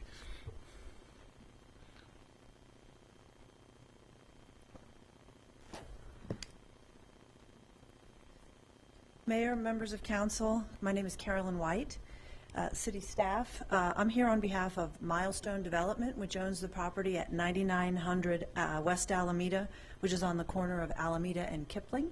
It's within an area in your proposed comprehensive plan that's been designated as a neighborhood activity center. And I've been asked by my clients to come here and speak to you tonight on their behalf about how this plan addresses their property. There are a couple of comments in the record, and you heard some comments earlier tonight, specifically requesting that the plan be amended to remove that neighborhood activity center designation from that area along Alameda between Hoyt Street and Kipling Street. Within that area, in addition to the 15 acres owned by my client, which may be one of the larger remaining undeveloped parcels within the city of Lakewood, particularly within a commercial corridor such as Alameda and on the hard corner of two streets like Kipling and Alameda. There's also another 8-acre property immediately adjacent to the east. That's the one that was referenced earlier as Everett Farm. Both of those properties are located within the Neighborhood Activity Center designation. So on behalf of my clients, I'd like to urge you not to change that designation and to make a few comments about why they think that remains an appropriate designation for this area. First of all, I would just point out, as was alluded to a little bit earlier by your staff presentation, in your comprehensive plan, you've got progressively higher densities of areas of activity designated. You've got growth areas, which are the highest potential activity and density. You've got community activity center, which is the sort of medium density activity, and the smallest possible activity designation in the comprehensive plan is the neighborhood activity center, which by its very nature and its definition is designed to interact with and provide appropriate neighborhood level services for those neighborhoods that have been referenced by so many in their comments tonight. It absolutely is the appropriate designation to serve as a buffer between the existing single-family residential homes to the south and the much higher density, more trafficked areas to the north on Alameda. And in sort of further support of that concept, I've also been asked to present to you, and I'll hand to the clerk, a letter from the owner of the adjacent property, the Everett Farm property, Betty Shelley, which is within the Neighborhood Activity Center designation. It's currently zoned MNU in your plan. And without reading it into the record, the essence of her letter is that the two properties ought to be treated similarly because they're similarly situated. They are both bordered by Alameda on the north and by single-family residential neighborhoods on the south, and they ought to be treated similarly as such. I'll provide that along with the attachment, which is a map depicting the current zoning with copies for everyone to the clerk.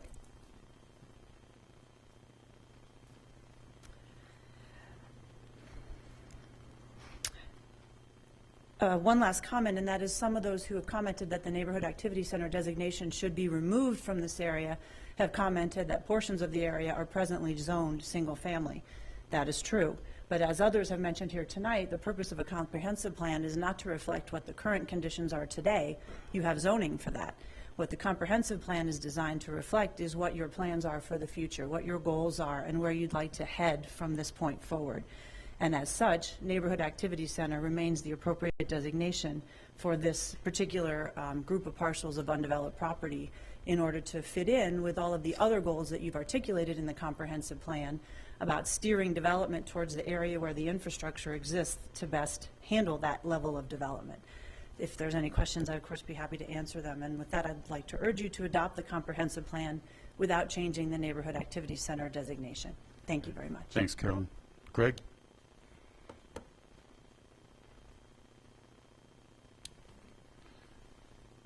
It's definitely time for a new prescription. I didn't see you back there.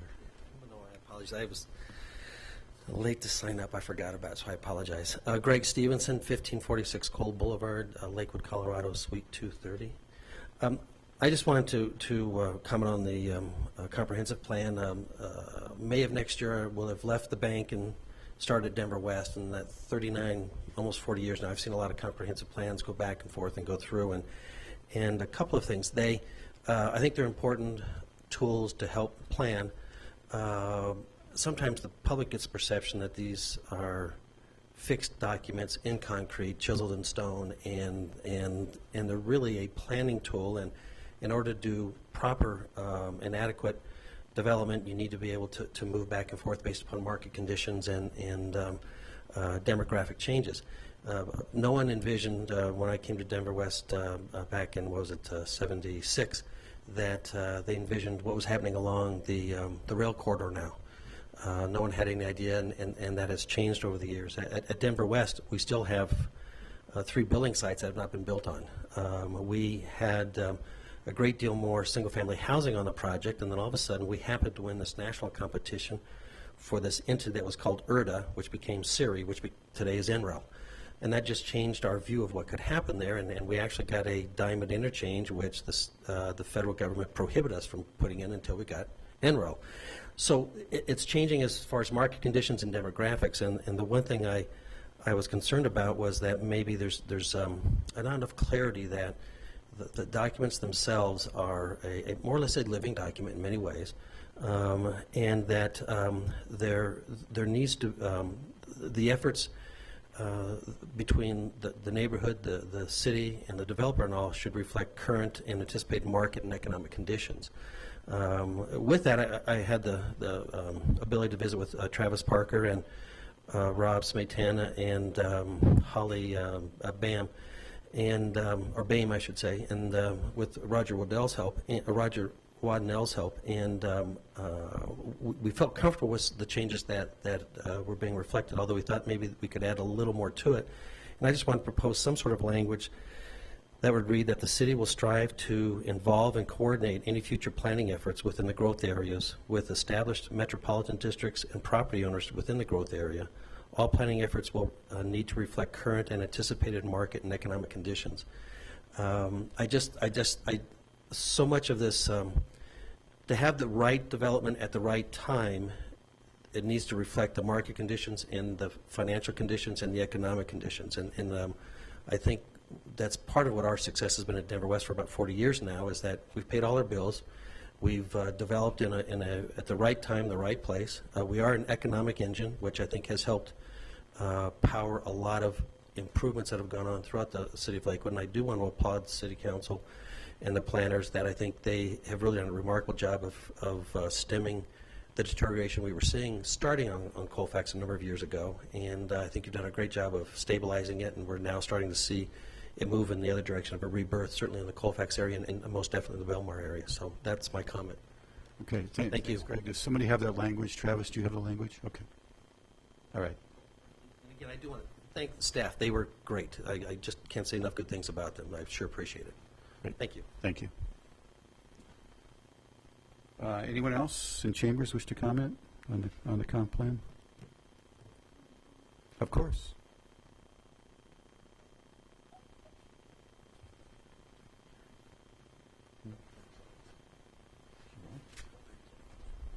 My name is Camise Mullen, and I am the granddaughter of the owner of the property in question at the corner of Alameda and Garrison.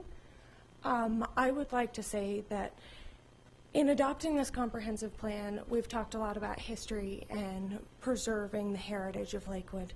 My family has been here for almost 150 years, and we have seen Lakewood change from open farmland to a city that has grown up around us. And preserving our history is not just preserving the buildings, it's also preserving what we are as a city. And part of what people love so much about Lakewood is its agricultural heritage.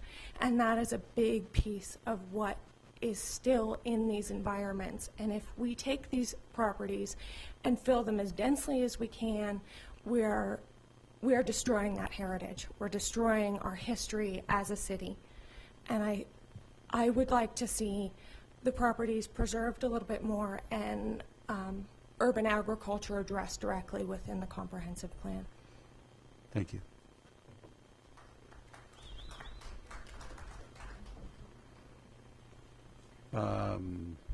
Did I see Kathy? Kathy, come down, please.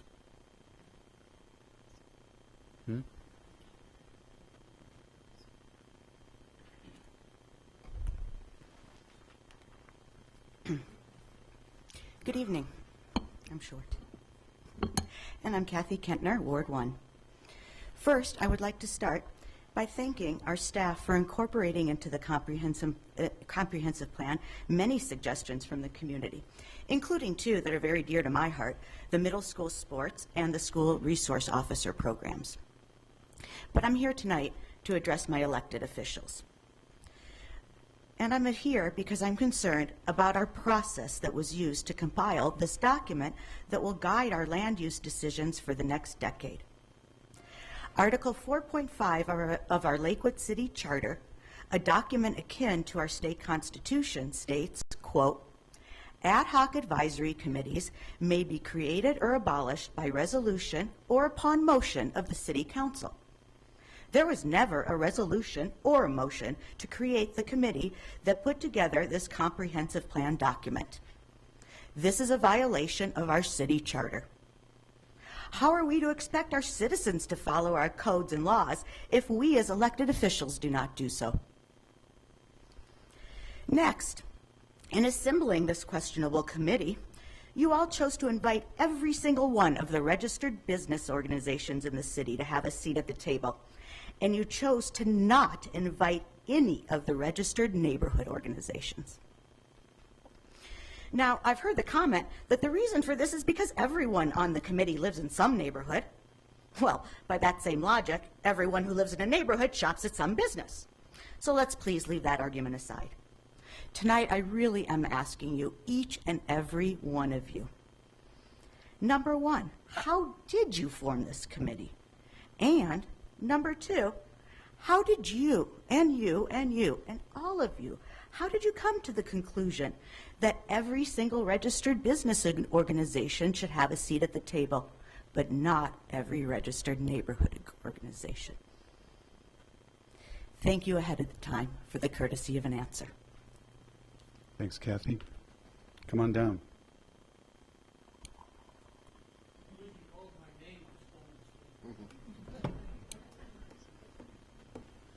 It's I woke up. understandable sometimes. Yeah, I know. When you get older, you just happen to doze off.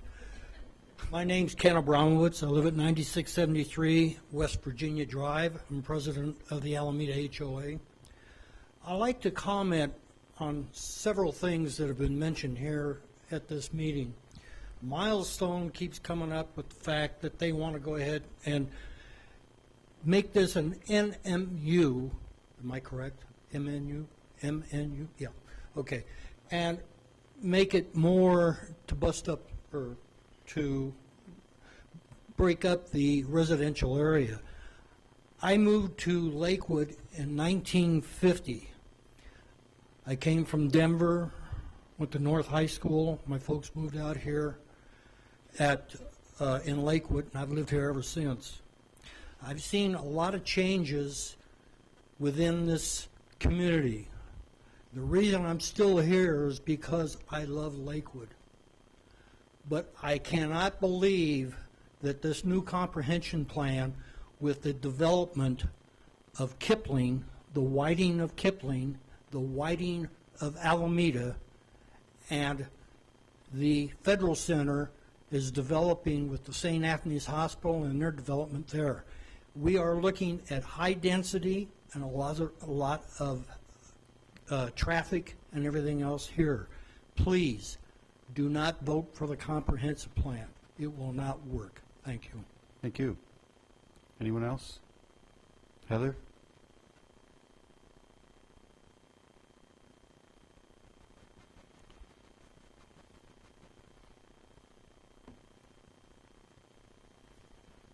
Hello again.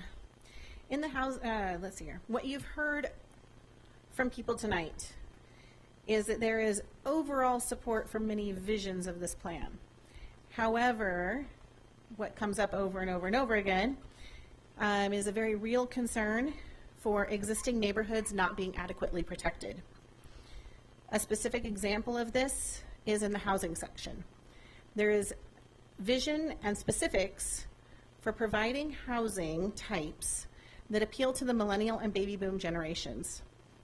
However, there is no mention of the housing types that we should be providing for our diverse families of Generation X, which would be your single family housing situations.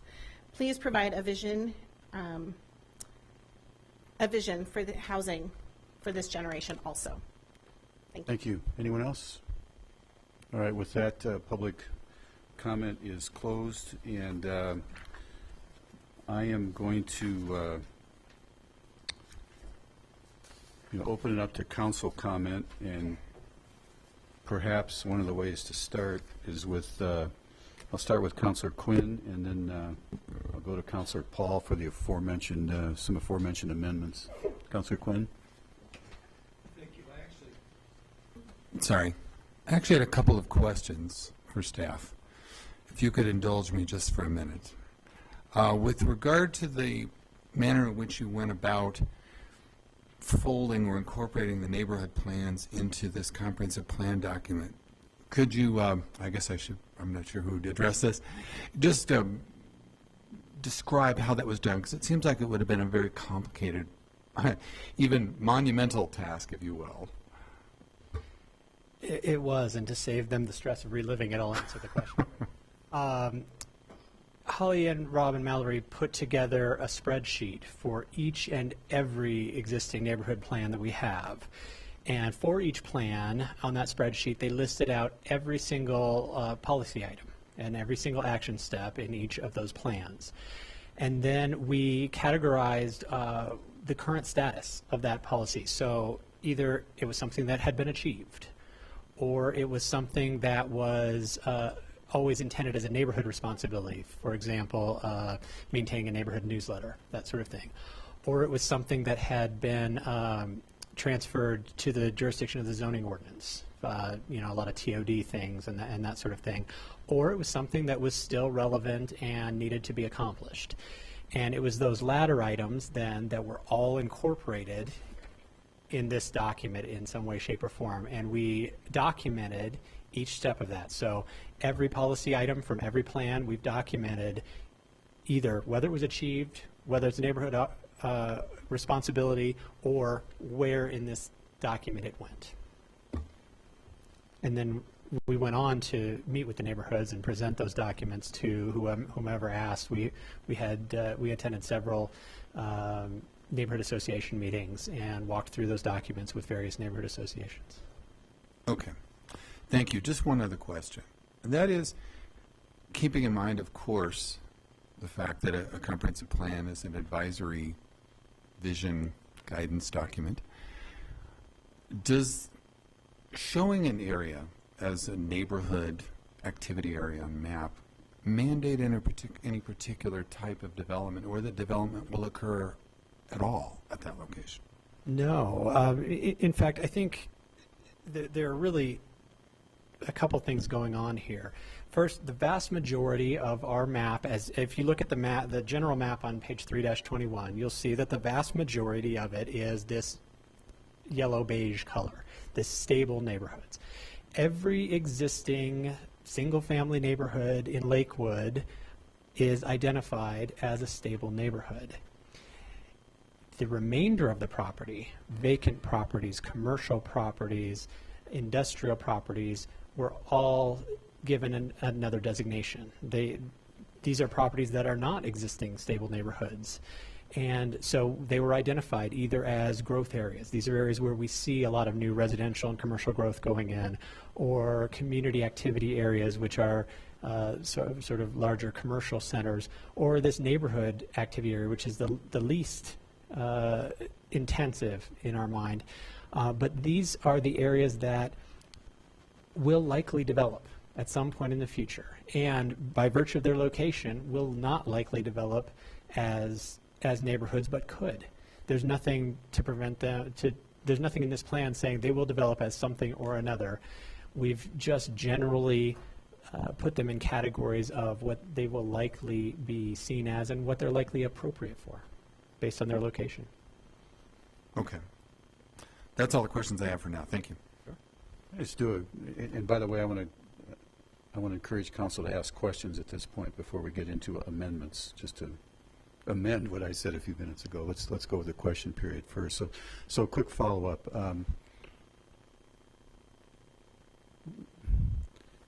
We're hearing some talk about maybe changing some designation on some properties, right? So I have two questions. I guess once again, this is not a zoning document. This is a guiding document, right? Absolutely. Secondly, is there any concern about, for lack of a better word, takings, where a property owner has a certain expectation of use based upon existing zoning that we need to tread lightly on here? I think one of the things that I've heard in reference to one or two particular properties is that they should be taken out of any activity area and any designation taken away, and they should be made stable neighborhood properties. My concern with that is identifying a vacant or commercial property as a stable neighborhood when it's not a stable neighborhood is basically saying that is the only potential use for that property. We have a lot of language in this plan about not supporting rezonings, not supporting development that's not compatible within existing stable neighborhoods. So by identifying a property that's not a neighborhood as a neighborhood, future councils are going to be limited by that language in what could ever happen on that property, which I don't think is the intent of the comprehensive plan. All right, so let me just hone in a little bit more. I mean, there's going to be cases where, if I understand this right, a property owner may have bought something years ago with a certain expectation based on the zoning there at that time. Do we not have to be thoughtful about where any new designation ends up vis-a-vis the use they expected versus the use they could be permitted? Absolutely, absolutely. I think what we need to focus on in this is a general sense of where the city is going and what these properties might be used for, but I think we do need to avoid using this document to legislate limits on the use of properties. Okay, questions. Councillor Whitman, question? Not amendments at this point, but question, and then Councillor Harrison. Oh, I'm sorry. All right, I thought you were doing amendments. Again, a very interesting plan, and most of the generalities I think we're all in agreement with. And focusing on the implementation, the action items, my concern is somewhere down the road we get into a situation where I remember the example of being an environmentalist. I was asked to support the sustainability goals, and I did. And then months later, we're suddenly regulating trash hauling, and since I supported sustainability, I was pressured into, I had to vote for trash hauling. So I'm concerned these implementation items, that if we pass them as is this going to be some direction, to future council? So anyway, with that in mind, let me ask the following questions. And I'll give you the implementation number and the page number. The first one is L-SL number 1, parentheses A, page 812. And it refers to we're going to have a city liaison with the higher education community. Now, my question is, when I see that word liaison, are we talking about some sort of paid position that the city is going to be creating for this? Or is this going to be just a nebulous concept that we just want to work together? And like I say, it may be a silly question, but I don't want to come back later and said, you approved this position. I was like, no, I didn't. Fair enough. No. Yeah, that's a fair question. None of the action steps in here are meant to apply to actions that the council must or should take. These are intended and have been written as a work plan for staff. These are what Roger Wadnell's comprehensive planning staff will be working on for the next 10 years. This is their work plan. So something like that says establish a city liaison. That is intended to be our work. We establish among ourselves a city liaison. If at some point there's a need to expand that position into something real, that'll be a future discussion, not that you have pre-approved, but that we'll need to do. But I don't think anyone has ever considered this to be a position request or anything else in here to be a resource request. These are all intended to be action items with our existing resources, existing personnel. Okay. L-H3, parentheses C, on page 8-8. We're going to be supporting the Action Center. Again, my question is this now going to be a budget item? All right, let me move along. Question I-GA17, parentheses D. We're going to be evaluating the potential annexation of Wadsworth and 285. Can we elaborate? What is this potential annexation? Which page? Didn't write down the page number on that one. It's I-GA17. I-GA17. And I've got, 26. There's a lot of them. Parentheses D. D, thank you. So it's page 8-26, second from the top. Evaluate the potential for annexation and mixed-use development of the underutilized sites in the southwest quadrant of the Wadsworth Boulevard and US 285 interchange. So again, if you look at the action verb in that, like with all of these, evaluate the potential for. This is saying staff will look at these properties in the southwest corner of that interchange for their potential for annexation and development and present to whomever, to city administration, to city council if appropriate, the findings of that evaluation. Who approves annexations, Tim? You do. Thank you. Okay. Let's look at I-FA number 1, parentheses A. We're going to be developing a master plan for the Red Rocks College. Red Rocks College is not in Lakewood, so I'm wondering why are we looking at a master plan for an area that's outside of Lakewood? I guess the reason I asked that question. Dave, Red Rocks College is in the city of Lakewood.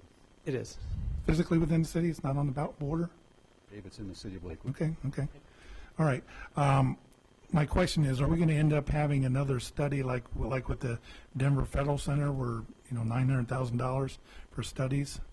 Are we opening the floodgates? Okay. I certainly don't, that is not an intent of ours. That nothing in here is intended to be a future request for additional resources. This is intended to be our work plan with our existing resources. Okay. S-W1,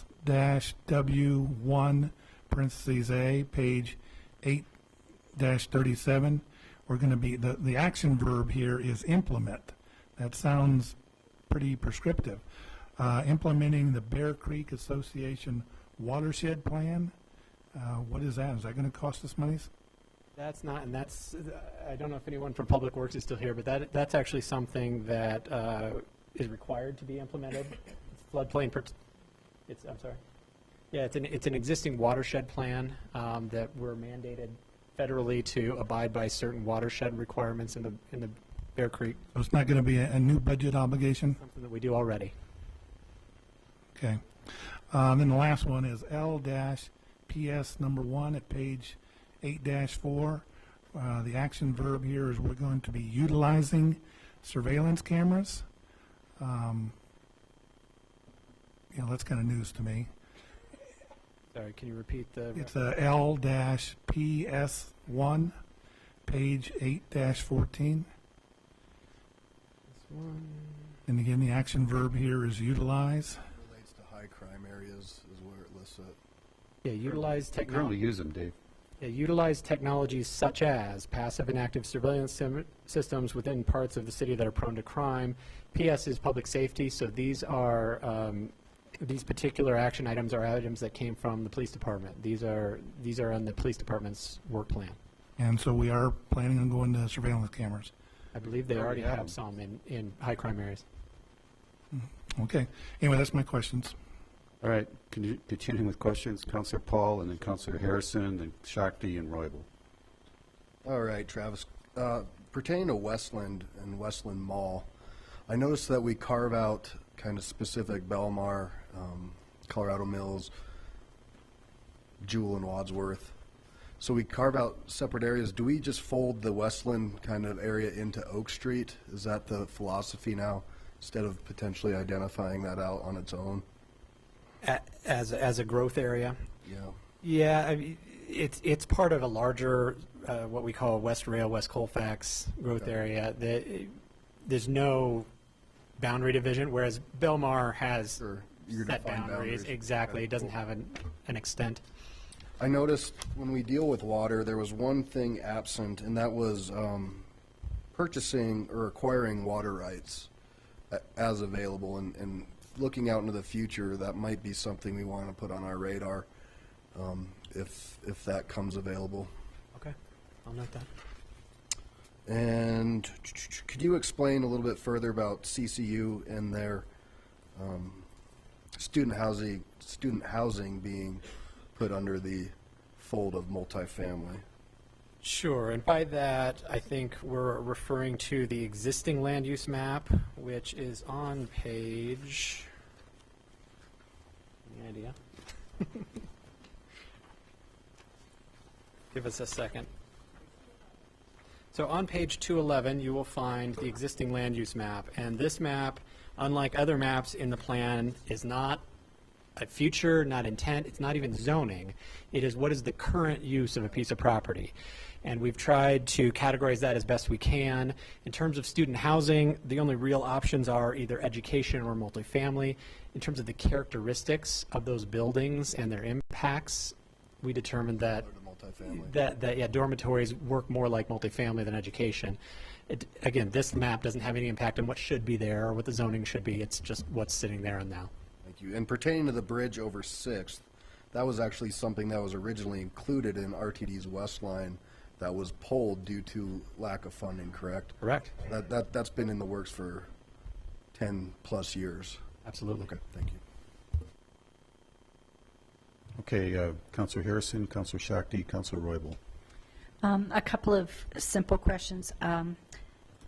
First of all, I have to say hats off to all of the work that went into this, having sat on the previous zoning rewrite committee. This is a lot of work, so thank you very much, and I really appreciate that.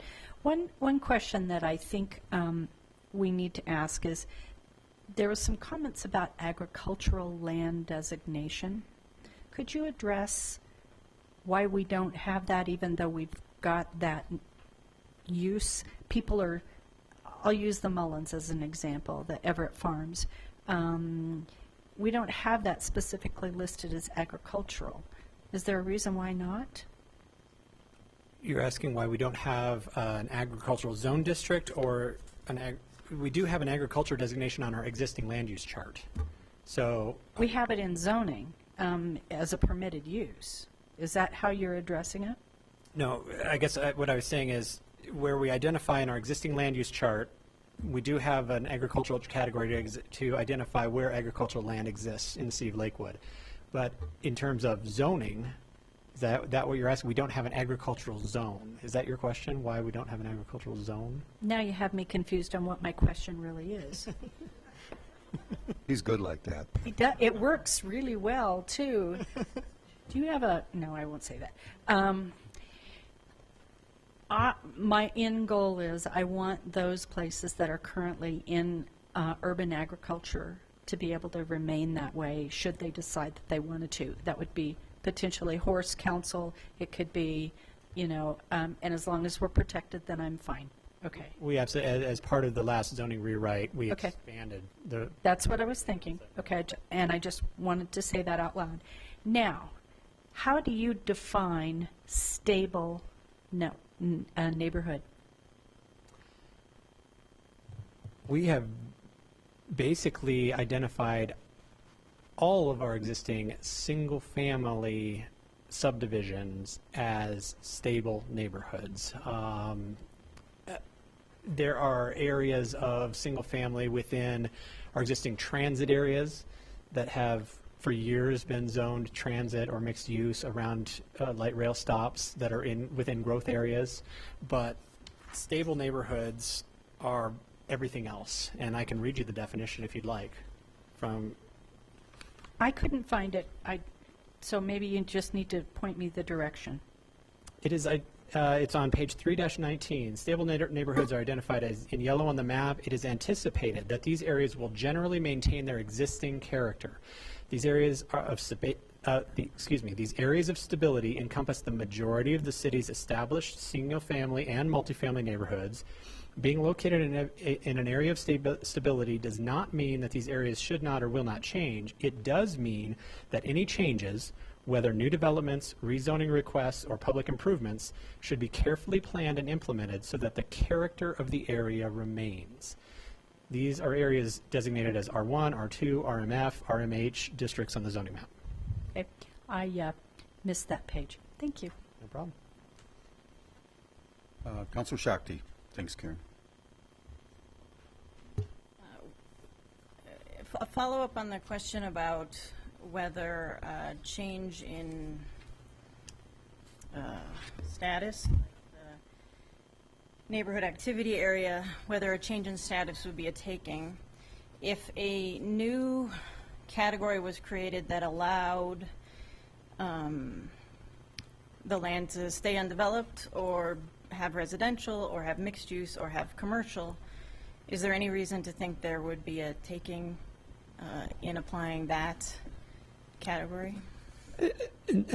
No, but as we've talked about, the existing category allows all those things as well.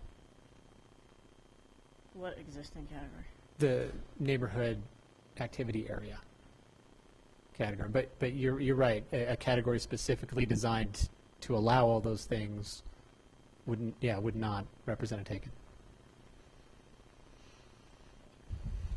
Okay. Who was next? Councilor Roybal, and then Councilor Johnson. Thank you, Mayor. Boy, a lot of homework, a lot of reading, a lot of understanding. Thank you. You guys did a fantastic job. Have a couple questions, though.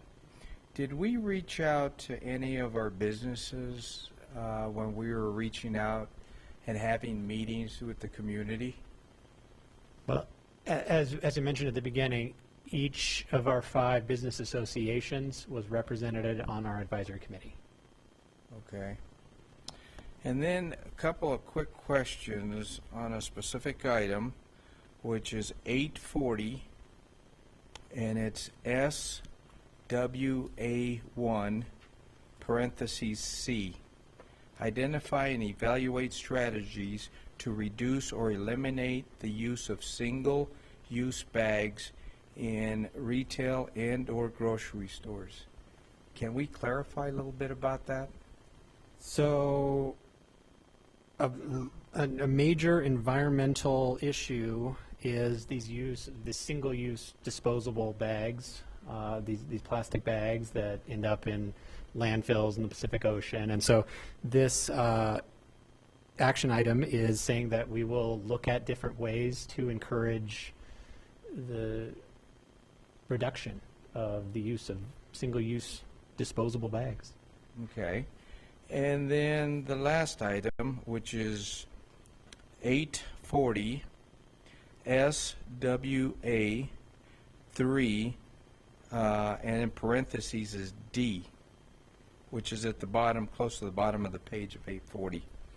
Evaluate options to more efficiently manage trash hauling throughout the city, including implementing a variable rate waste diversion system for residents. Can you elaborate a little bit on that? Sure. One of the, if not the most common comment that we've gotten throughout the comprehensive plan and sustainability plan process has been the proliferation of trash trucks in the neighborhoods and the number of trucks that go down residential streets throughout the course of a day and a week. And so this action item is to look at options and ways to deal with that problem. Okay, that's all I have. Thank you. Councilor Johnson? Thank you. Well, I really want to thank you for the time that not only staff but the citizens have put into this. Hours and months, really, of work.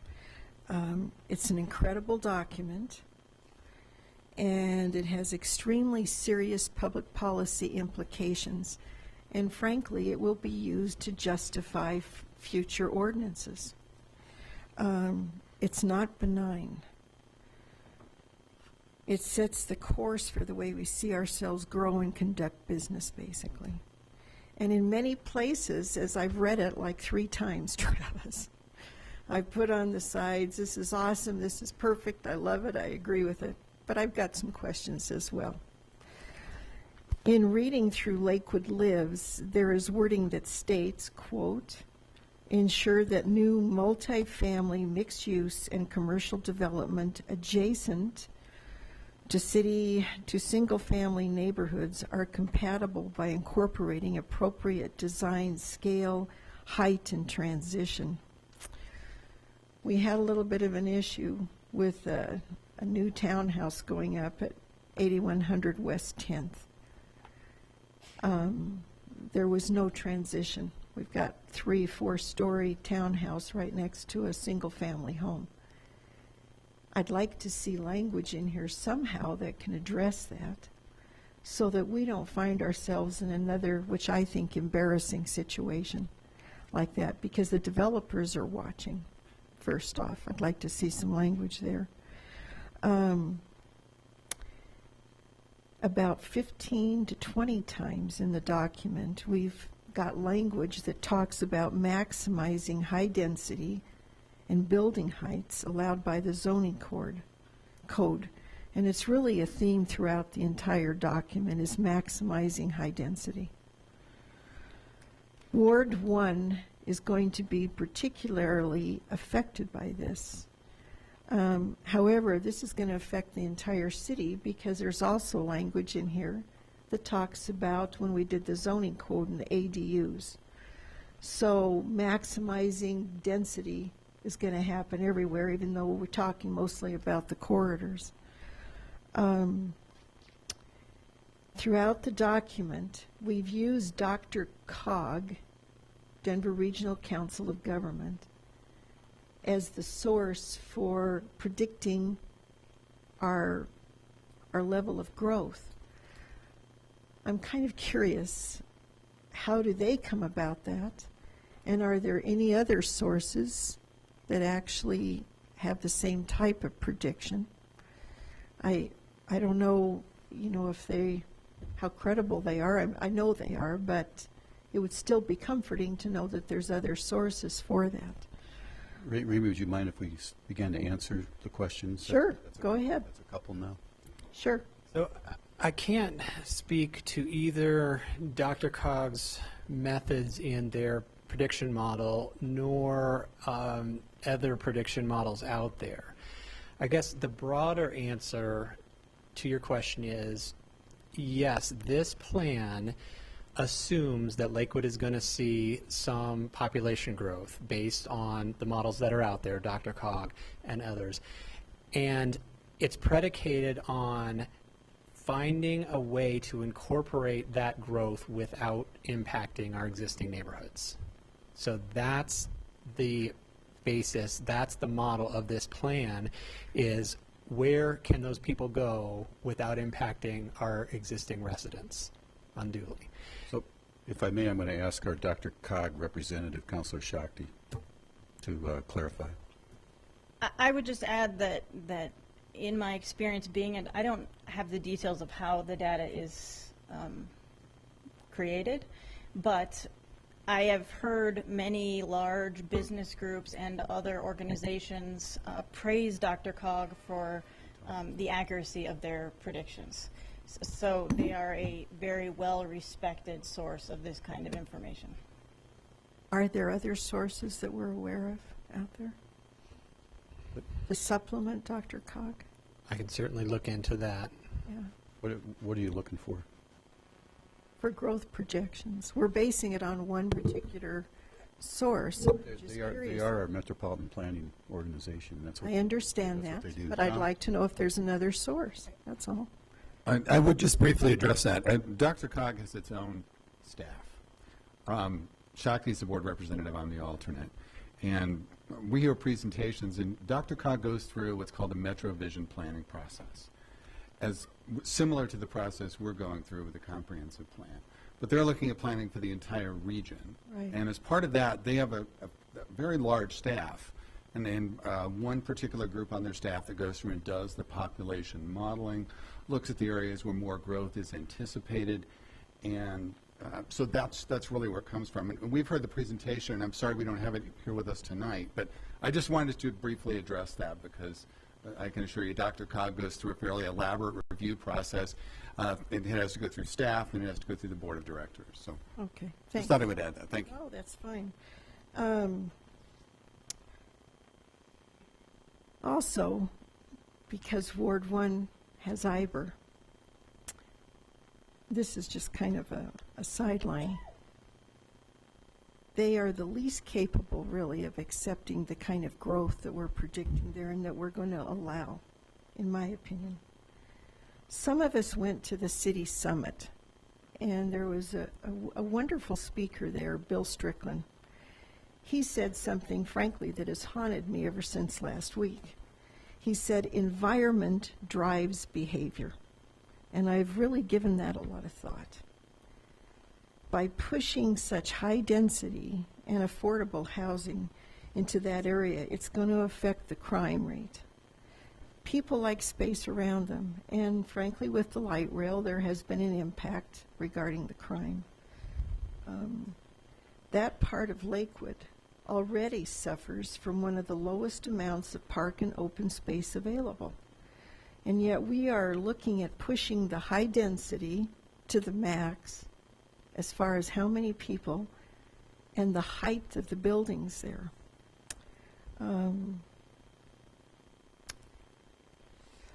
I'd like to just bounce off something that Pete mentioned regarding the plastic bags and also the trash haulers. Mm-hmm. My concern is, Travis, with this document, that it will justify ordinances without adequate public input.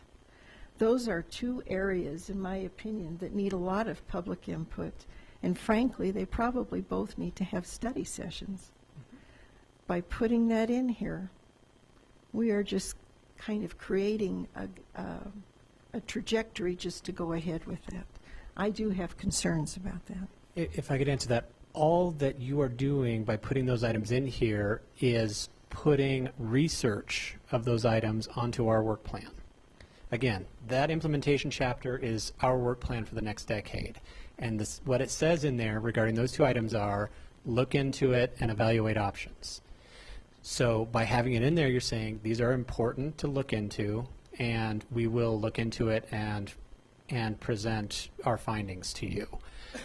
By not having it in there, then it's not on our work plan, and we're not looking into it. So nothing in this plan is advocating for a solution to either of those problems or any other problems. What this plan does is say, what should we spend our time researching? Okay. Can I just have a follow-up? If we were to look at some kind of plastic bag policy, who would make that decision? The council would make that. Thank you. Same with any trash hauler After a study encouragements. session and a hearing and Thank lots you. of public input. So this is not an implementation document. And it's not even suggesting answers. Thank you. I believe Counselor- it was at Counselor- the end under implementation, though. Councilor Harrison and Councilor Quinn. I just wanted to confirm. I just wanted to confirm that this document, comprehensive plan, is a vision document. It's a wish list, for a lack of a better way of describing it, with some structure, correct? It is. It sets out goals for the city. And the goal isn't to do any particular thing with plastic bags. The goal is create a positive environment in our city. And one of the action steps into that is look into solutions for plastic bags. That's it. So there are action steps that tell us how to spend our time and what to research and bring you ideas for. And by approving a comprehensive plan, we're not necessarily giving any power to staff or anybody else to implement any of the ideas. It's just the wish list. Absolutely correct. Thank you. Tom? Okay, I still have more to say. Good. Well, I just want to make 2 points. Follow-up. If I may. One's to kind of follow up on that. So, in summary, City Council really has two different ways to deal, or, well, I should say, City Council has two checks on the comprehensive plan, in essence.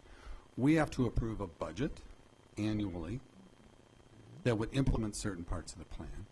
And before any of these implementation steps could go forward, before a policy regarding plastic bags or variable rate recycling, whatever it happens to be, would move forward, there would have to be an ordinance, public notice.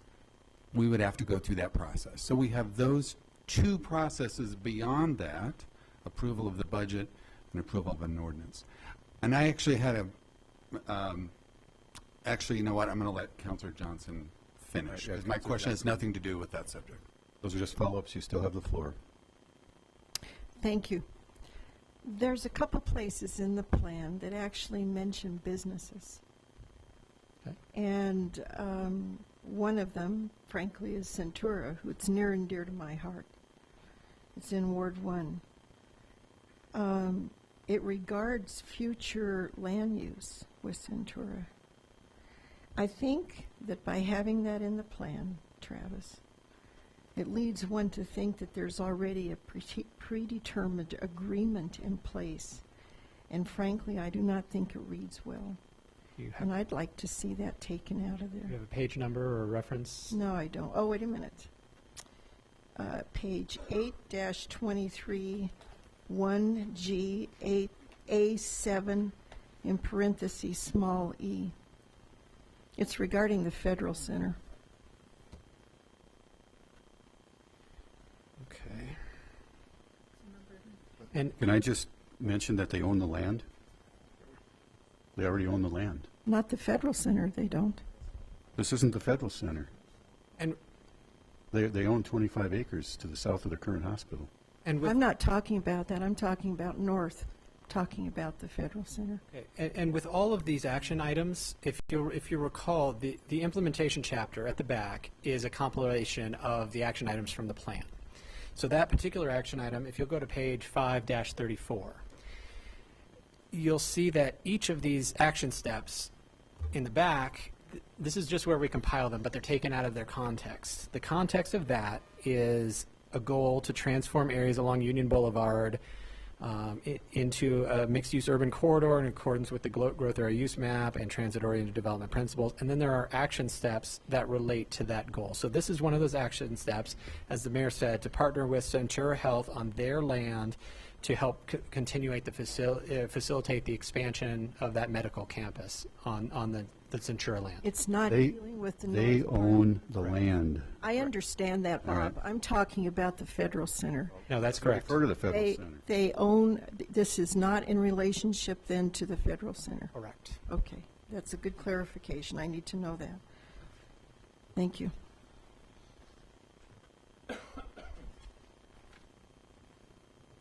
I guess that's it. Okay. Any other questions, clarifications? Councillor Quinn? If I may, something occurred to me as I was sitting here, Travis, and that is, a couple of us here up here have the benefit of having served in the Planning Commission and a good understanding of how the comprehensive plan is used in the rezoning process. I was wondering if you could briefly address, particularly for the benefit of people who haven't had the experience of sitting up here evaluating a rezoning, how a comprehensive plan is used in that process. Sure.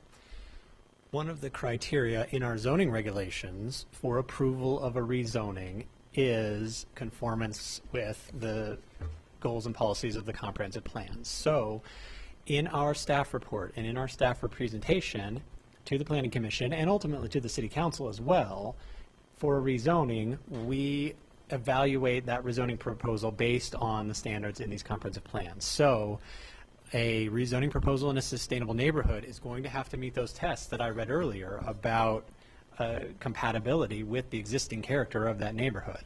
A rezoning request within a growth area is going to have to meet the standards that we set out for that particular growth area and those policies and those goals for that particular growth area. So compliance with this plan is a standard mandated in our zoning ordinance for rezonings. Thank you. Ramey? Yeah, actually, I found another question that I had. In the Lakewood Innovates, it is stated, quote, to track the economic performance of the area to ensure that it maintains the role of a sales tax generator for Lakewood. Which area? Can you? Let's see here. It's in Lakewood Innovates. I didn't put the page down. So it sounds like you're reading an action step for a particular area. Yeah. It just states, track the economic performance of the area to ensure that it maintains the role of a sales tax-based generator for Lakewood. My question is, let's define sales tax generator. And what happens if it falls short? What action does Lakewood take? It's a great question. So the action step here, and I found that on page 554, unless it exists elsewhere as well, you're talking about Grant Ranch. So the goal is maintain the area as a community and regional retail draw for Lakewood residents and residents of Denver and unincorporated Jefferson County. First action step is the one you read, track the economic performance of the area, and the second step is develop tools to encourage property owners to make building and site improvements as necessary to maintain the viability of the area. So what we're getting at here is, track how they're doing and work with them to continue improvements of the area. I don't think we haven't put any action step on here about, what to do if sales tax base starts falling in that area, but tracking it is the first step to determine if something needs to be done. Okay, because what I was reading was track the economic performance of the area to ensure that it maintains the role of a sales tax-based generator for Lakewood. And we don't define sales tax generator. I think that would be helpful to define that. And if we put that in, then what action are we going to take? If we're putting it in there, then we need to know what that means and how we're going to go forward with it. That's fair. Again, this plan doesn't prescribe what policies council should take if the Grant Ranch area stops generating sales tax. What this does is prescribe us a work plan to monitor it and provide ourselves and you with the information of how it's doing. So again, we're staying out of the policy decisions of what should be done if things are bad, but we're saying it needs to be tracked, it needs to be monitored. Okay, just one last thing. Under the schools and libraries, we've got, quote, to engage parents as equal partners in their child's education by encouraging parent involvement in the school days through home visits and parent-teacher conferences, and by providing material for parents to use at home. Could you please speak to this? What is our role as the city in this in this statement? So the statement you just read is an action step under Goal L SL5, which says provide high-quality Head Start and Colorado preschool programs that prepare children for future school success. So what you read was an action step for our Head Start program. That's within the Community Resources Division. So our Head Start program does this now, works with their parents to encourage interaction with the program and provide materials when necessary. Okay. Yeah. Well, maybe under the action steps, we ought to add that it's part of the Head Start, because each action step is under a goal. So it's important to read the action step in the context of the goal it's located under. Yeah, there's sort of a pattern developing here in which the action steps are being isolated. Okay. And you need to, they all have a direct nexus to something else in the plan. That's right. In this case, it's Head Start. I pointed out the very specifically delineated. Councilor Harrison. Thank you, Travis. That's exactly what I was getting ready to say, Ramey, is that under Head Start, that's one of the great benefits of the Head Start program is the home visits and the ability to connect with the family. I did point out at the beginning this implementation chapter, but that's really for us to use to know what we need to do in terms of the context for all those action steps. You need to be back in the body of the plan. And I do support Head Start and what they're doing. Okay, seeing no more questions, let's move to any potential amendments. I know Councilor Shakti and Councilor Paul have both expressed a desire to add some amendments. Before we do that, I'd like to address Mr. Stevenson's amendment. Travis, I mean, that's probably the quickest. I have some language here. The easiest might be to put it on this. I only have one copy. Yeah. On the screen. Mayor, do you want to read it in motion in a second? Oh, yeah. Thank you. Let's. I'm going to ask Council President Harrison to make a motion, and add Mayor Pro Tem Paul to second it, so then we can go on to amendments. Mayor Murphy, I move that the city will strive to involve and coordinate any future planning efforts within the growth areas with established metropolitan districts and property owners. Oh, I'm sorry. I wasn't very clear. That's my fault. I want to put the I want to move for the adoption of the comprehensive plan and a second, and then we can start doing the amendments. No, it's my fault. Okay. Mayor, I move for the adoption of ordinance. Actually, resolution. Resolution 215-35, the comprehensive plan, as on second and final reading based on the findings of fact of the Planning Commission dated.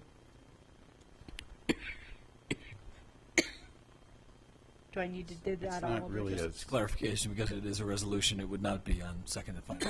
That's ordinance language. Right. Okay, let me try it again.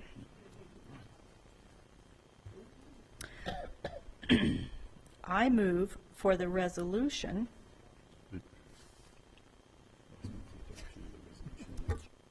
I move for the adoption of resolution number 2015-35. Am I remembering that correct? You are correct. I will second that. Thank you. All right. Now, when the cough drop takes effect, I'll ask Councilor Harrison to read that amendment. Okay, I'm just going to give it a shot here. Okay. Mayor Murphy, I amend the motion, move to amend The city will strive to involve and coordinate any future planning efforts within the growth areas with established metropolitan districts and property owners. All planning efforts will need to reflect current and anticipated market and economic conditions. Second. And that will go, That text would be located in the narrative on page 5-18. okay. Do I need to include that somehow? You'll figure out how to put it. We can place Tim, do we want to vote on all the amendments at once later on? Well, you need to address them separately from each other, Right. except to the extent that they're grouped that way. So I would have discussion on this amendment. and Okay. then- Any discussion on this amendment?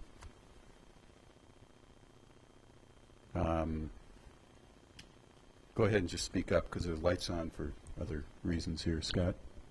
My question is this language right here, did that come from city staff? Yeah, we wrote the sentence based on Mr. Stevenson's input. So he had recommended that we address established metropolitan districts and the market and economic conditions. So, and we wrote this language with his input. Okay, can you restate again where this would appear on? This would appear on page 518, which is the overview of the growth areas section that includes goals on Denver West. So it would appear probably towards the bottom of that narrative, potentially right before the last sentence. The designated growth areas are indicated on map 5D, so probably right before that sentence. Thank you. I'll just say quickly, I'm going to support the amendment because of the prevalence and importance of metropolitan districts in the city of Lakewood. Belmar, Denver West, Rooney Valley. I mean, there's a lot of metropolitan districts, so one short sentence, I think, accomplishes a lot. All right, please cast your votes on the amendments.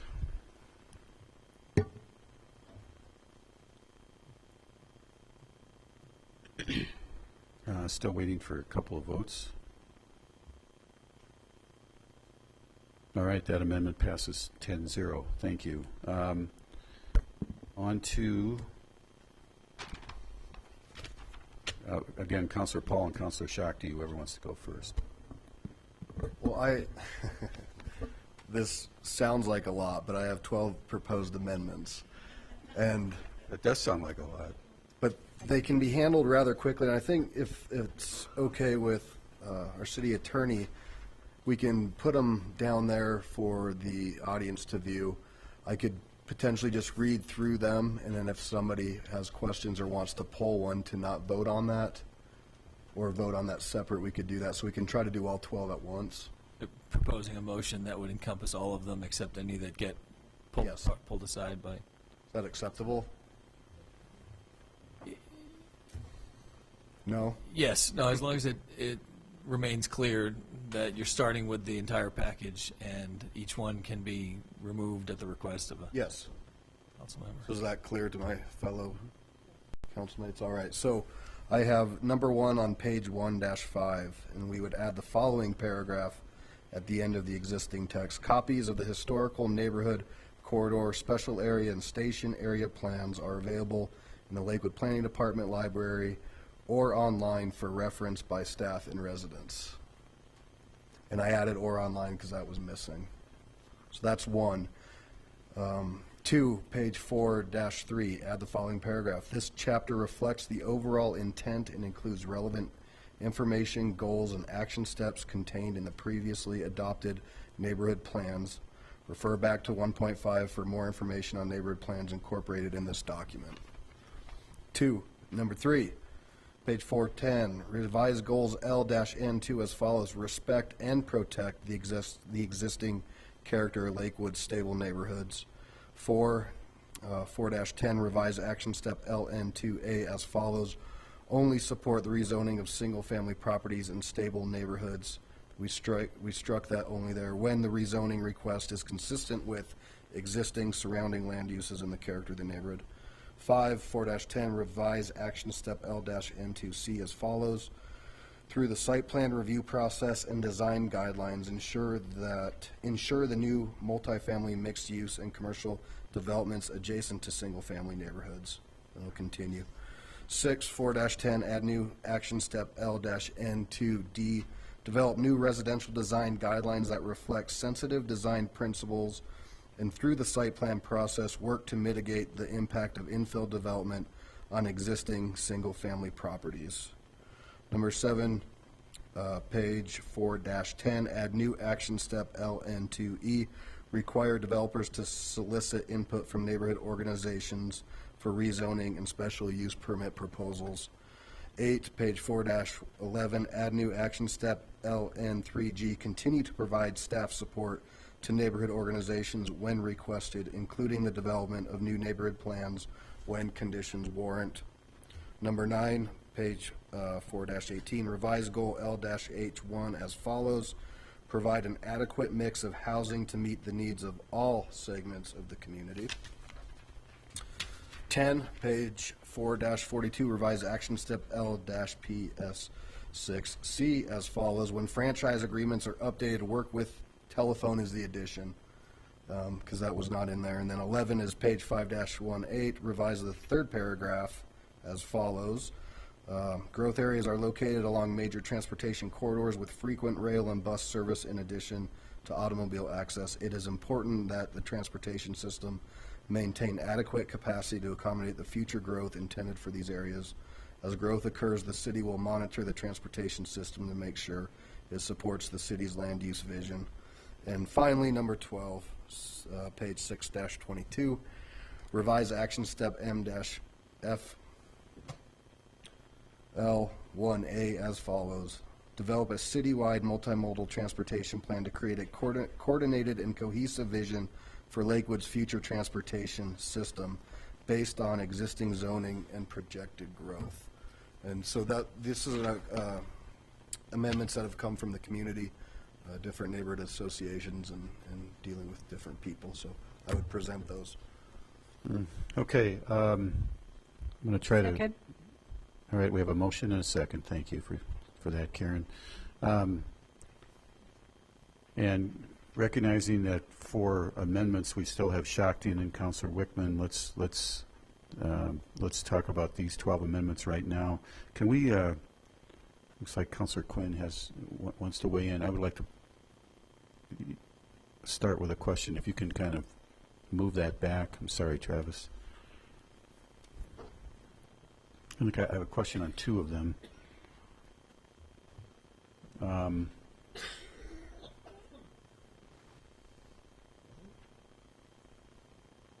Why in number 4? Why switching around the word only? Just to emphasize, put more emphasis. There's some consternation with some consternation in the community about maybe a lack of protection for our single-family neighborhoods. So that was replaced with more of an emphasis. The word switching the word only around? Okay. And then the other question I have is on number 3.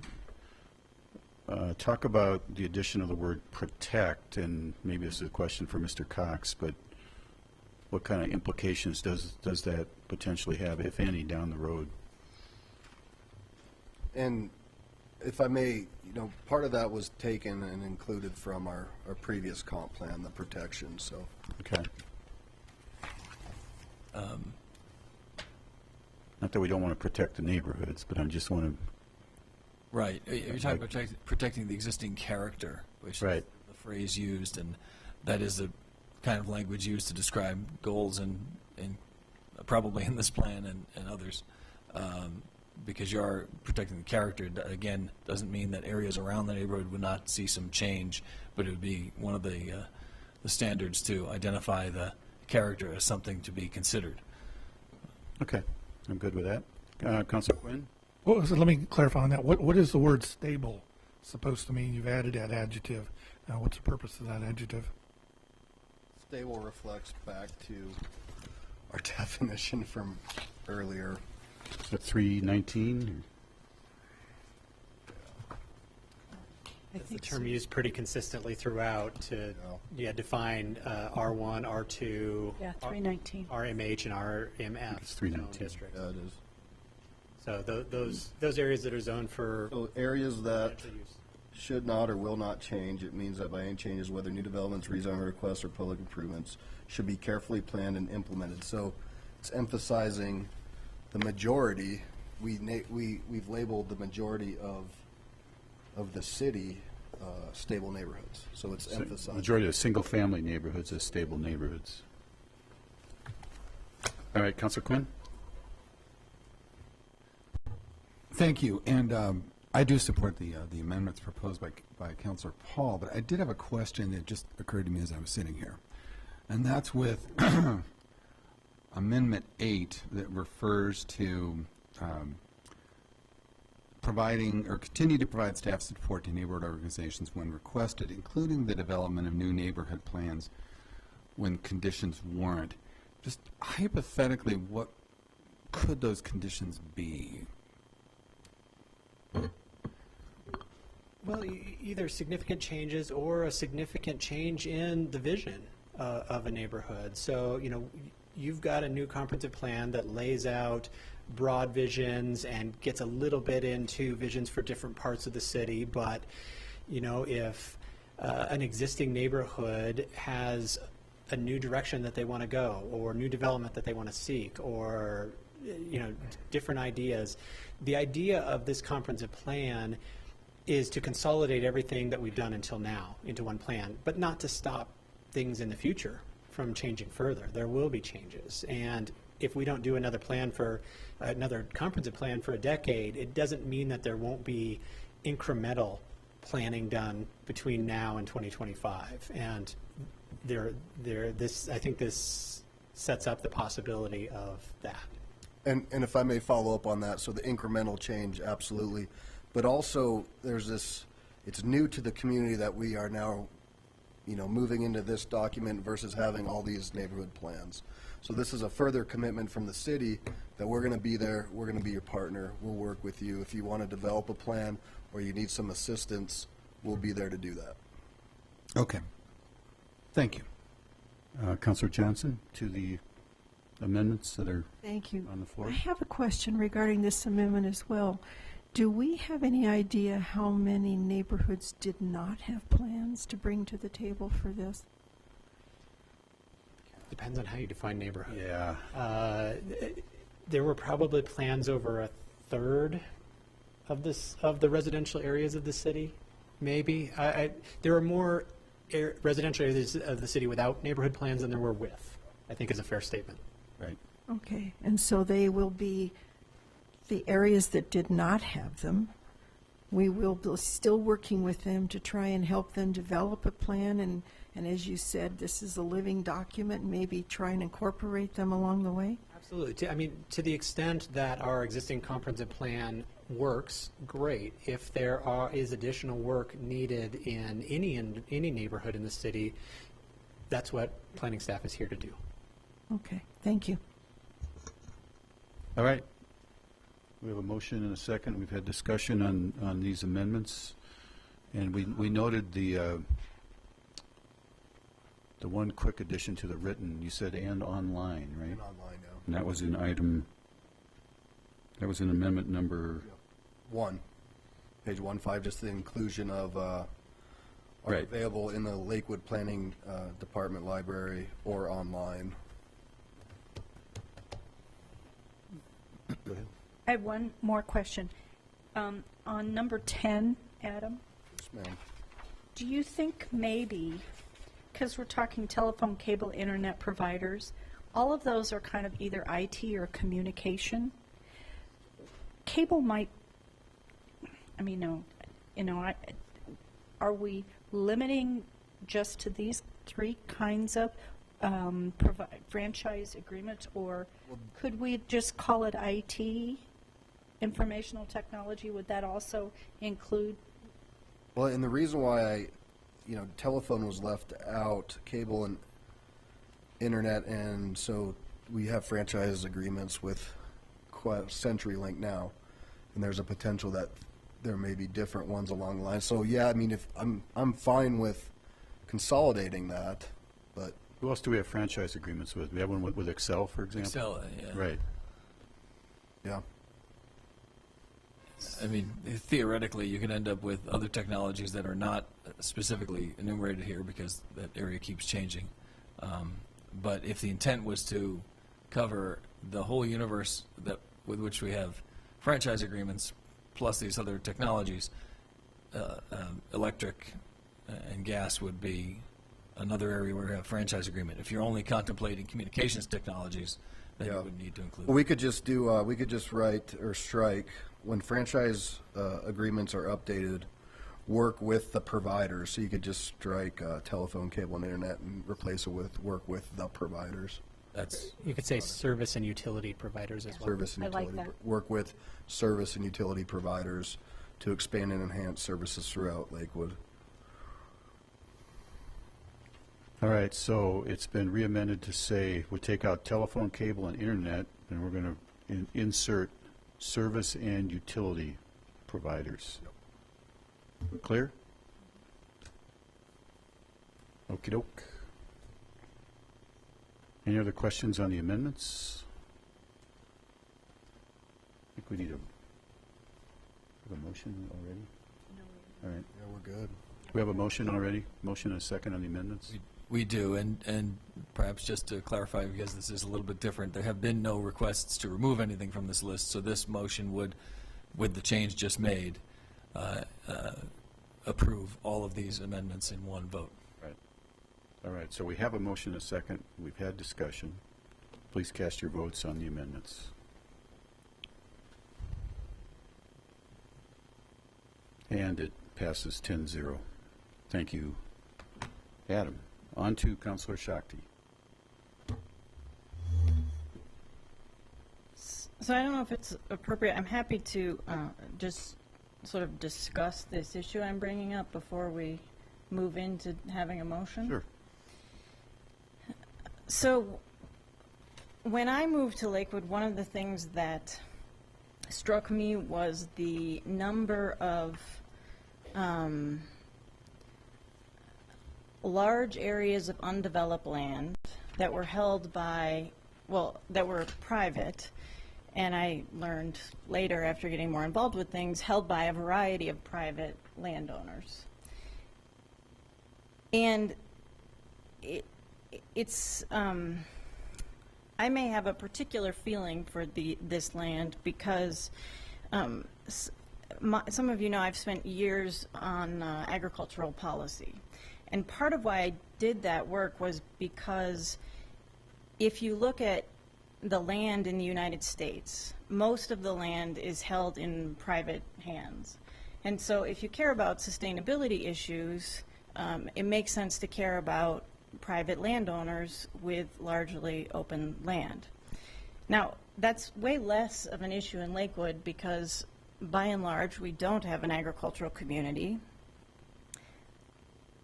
But we do have some pockets where we see a collection of landowners that are choosing not to develop their land at this point. And it's a choice because they have every right, and it might be the right thing for them, and more power to them to do something else with their property at some point. But it's something that at this point exists in Lakewood. Areas that are as large as significant city parks that we didn't have to buy as a park, and we get to appreciate the benefits of them. So my concern is that there are some areas where the neighborhood activity areas overlap with some of these large tracts. And if we are making a vision for where the city wants to go, or as Karen said, a wish list, it's appropriate. One of my visions for those areas would be small commercial as described in the neighborhood activity plans. But another, if those landowners chose to not develop that land, I think that would also be a very good outcome. So in saying what is my wish list, I think it's inappropriate in my eyes to say what I want is commercial development in these areas. And what's more true is that I'm open to various, I think there's various possible great endpoints that might happen. And I didn't talk to the Mullins. I didn't plant anybody in the audience. But their statement that they feel concerned that our land use planning isn't supporting their activities, I care what message we're sending. So what that leads me to is it makes sense to broaden the, and I have some possible language here, but to create a new category, and I called it, but we can discuss it, undeveloped arterial parcel. And for the undeveloped arterial parcel, to broaden the visioned uses to include being undeveloped, residential, mixed use, or commercial. And I sent the language that I had thought about as an email to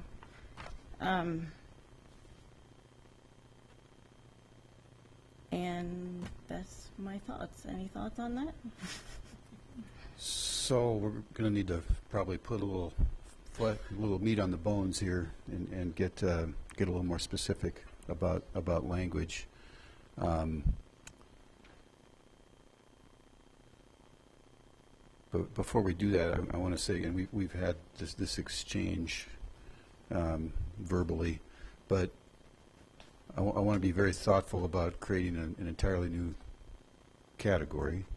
But I also want to remind everyone gently that this is a document that applies to the entire city of Lakewood, and we want to make sure, therefore, that any change works across the entire city of Lakewood. I want to be very thoughtful about putting the word undeveloped in a comprehensive plan for put handcuffs on a property owner 10, 20, 40, 50 years from now. Should I Yeah. And the language that I have, and I sent it around at the beginning of the meeting, but I might have missed you, so it's getting sent to you now. All right. Email actually came from me. The language at the would definitely include the different possible uses.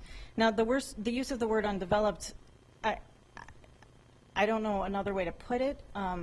Travis has been saying vacant, and that, in my mind, that creates images of like an empty building in a parking lot, and that's not what I intend. Do you want me to read this language? Yes, please. So undeveloped arterial parcel. An undeveloped arterial parcel is almost entirely permeable land with any zoning except L1 or L1RD with at least 1/10 of a mile along a major arterial road. The undeveloped parcels are envisioned for undeveloped, residential, mixed use, or commercial. And then I would go on to make a motion to change land that meets the undeveloped arterial parcel criteria and is currently listed as neighborhood activity area to undeveloped arterial parcel. Okay. May I ask a question? Sure. Shakti, I support your idea of trying to protect land, but I'm not sure I get what giving it a different name would do to help protect it. So what's significant here isn't the difference in name. It's the fact that the neighborhood activity areas are specifically commercial and mixed use. So it's saying our vision, our wish for the future is that these areas become mixed use or commercial. Now granted, that may or may not happen and private property owners decide what to do, but this is where we insert our vision. And so what this adds is that is part of our vision, that remains there, but our vision also includes leaving the parcel undeveloped or adding in, or as residential. So it's a broader vision. And what it says to families like the Mullins is, if what you want to do is keep your land undeveloped, that's consistent with what we value as a community. So, and it, I mean, it would be relevant to, it could be relevant, it's definitely valid in terms of that messaging, and it could be relevant to future decisions that council makes as well. Councilor Paul? Thank you, Councilor Shakti. I appreciate your effort here. We spent a lot of time today trying to work this out. And I guess two things real quick. One thing that kind of jumped out at me is when you were describing private property, you also said that, what I thought you said was that other folks would appreciate the benefits of that private property. And I think we have to be very careful there. Private property is private property. And, you know, this isn't city parkland that's open for everybody to enjoy. So I don't want to set a precedence that open land that is privately held is somehow for the enjoyment of the neighborhood. That's one. And the other part is where, and I appreciate where you're trying to tune in that definition, is the fact that these potential two pieces, or there's only two pieces in there in Ward 3. So having to come through tonight with that decision on just two parcels is a little bit tough for me to deal with as well. So in terms of the externalities, the positive benefits, I think it makes sense for us to appreciate when stuff happens on land that creates positive benefits. And I would add that there's a lot of commercial development that creates positive benefits that we should also be appreciating. And I don't think that the fact that we appreciate the positive benefits means that we can tell a property owner what to do. So I don't mean that as restrictive. As to the second point, the area that I know most intimately is in Ward 3, but my understanding from, so Travis looked at what areas might be affected, but it was without the tenth of a mile specific. So they were looking at large areas, but it was out the specific tenth of a mile. And there are a number of other areas that would also be affected. I can pass this page down to you. That also might be affected because we're not sure about the tenth of a mile. We could put it up there. Travis, it just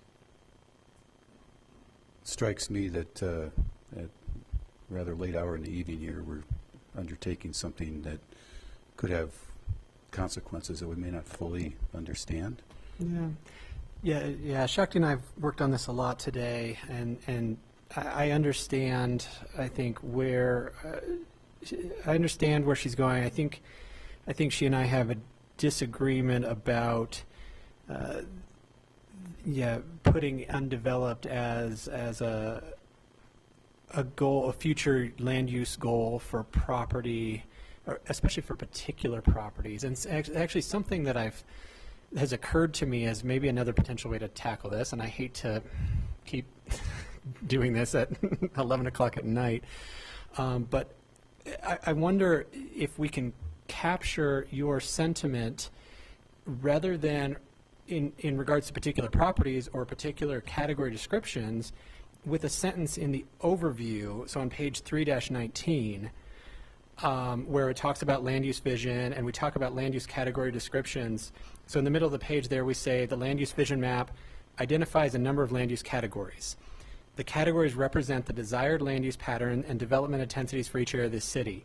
Perhaps another sentence inserted in there that says something along the lines of the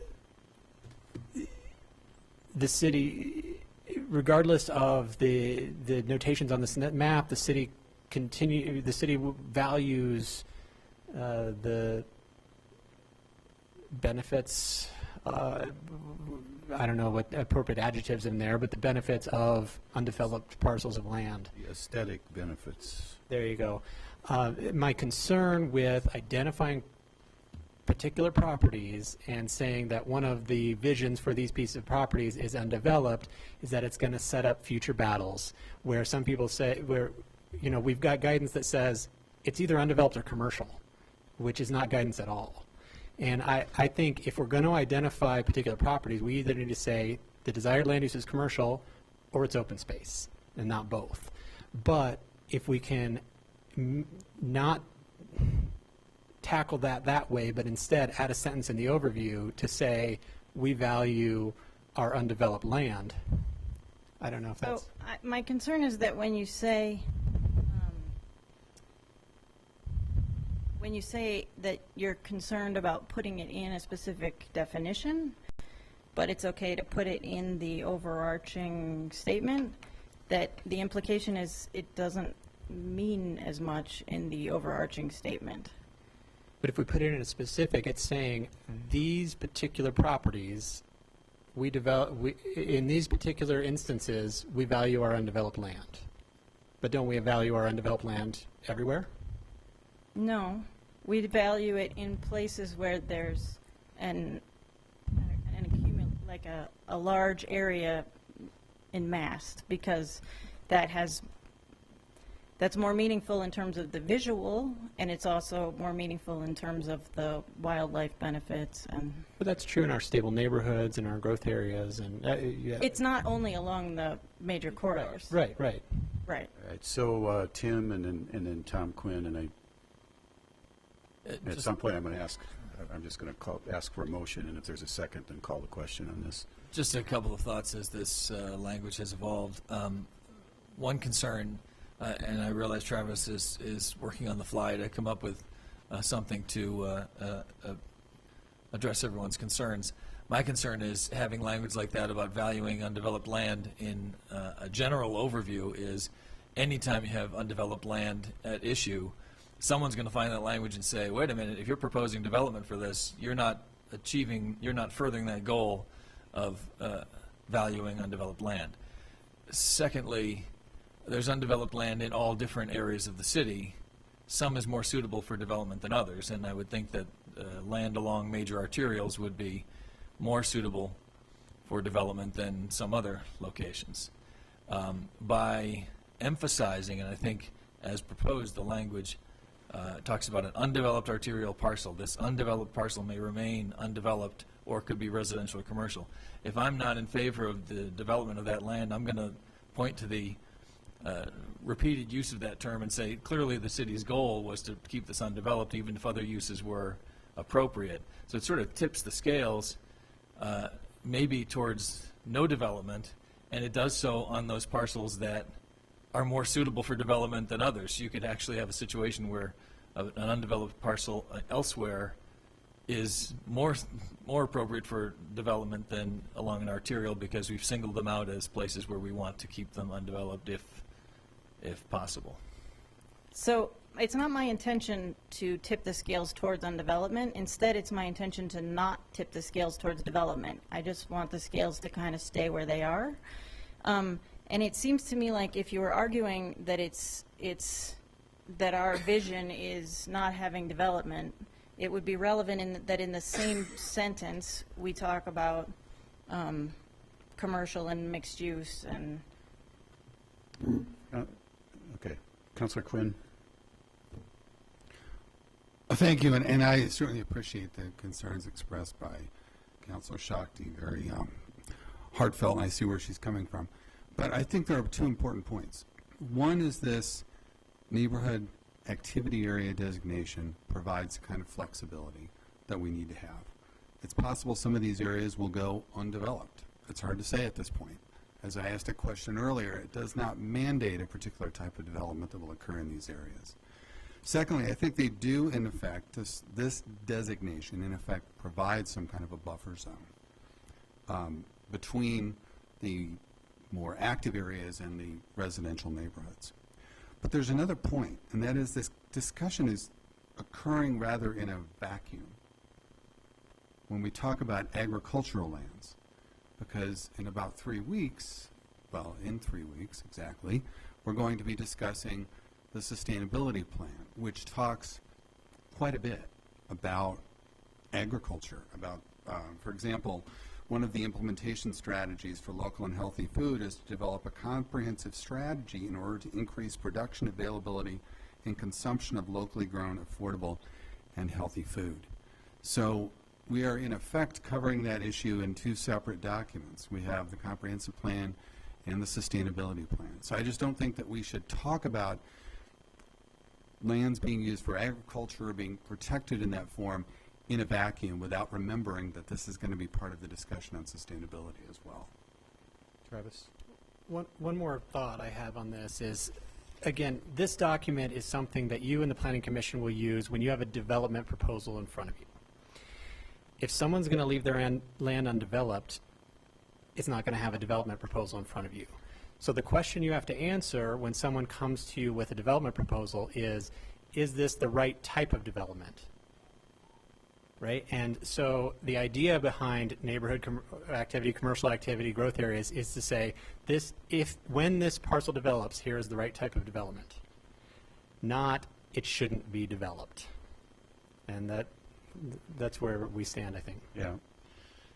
Yeah, again, I could go on at length about my concerns about unintended consequences from something like this. And, you know, I think back to how I got involved in this 21 years ago, and it was an undeveloped parcel in my neighborhood that everybody thought was open space, you know, and it wasn't. It was private property. And I think we have to be very careful, again, very, very thoughtful about implications down the road that we just can't imagine here in late night, April 27th, 2015. So I haven't heard really a specific motion, and if you want to give one, all right. Oh, Tim? Well, again, in keeping with Travis's efforts to address the concerns, a thought that I had in looking at the overview of the land use vision, and it sort of ties into what Travis is saying about there needs to be a development proposal. Perhaps just a clarification that the goals and the vision set forth in the plan, I think the people here understand, council and audience included, understand how the plan works and that it does not require anybody to do anything, but a clarifying statement in the overview that says the goals and objectives and the vision of this plan shall not mandate any particular land use on any parcel, nor that a parcel be developed, an undeveloped parcel be developed at all. If that's the message, that you don't have to do anything with your land and it might be fine the way it is, you could add that kind of a general statement. I think it is sort of a restatement of the purpose of a comprehensive plan in the first place, but I just offer it as possible emphasis. Okay, thanks. Go ahead, Shakti.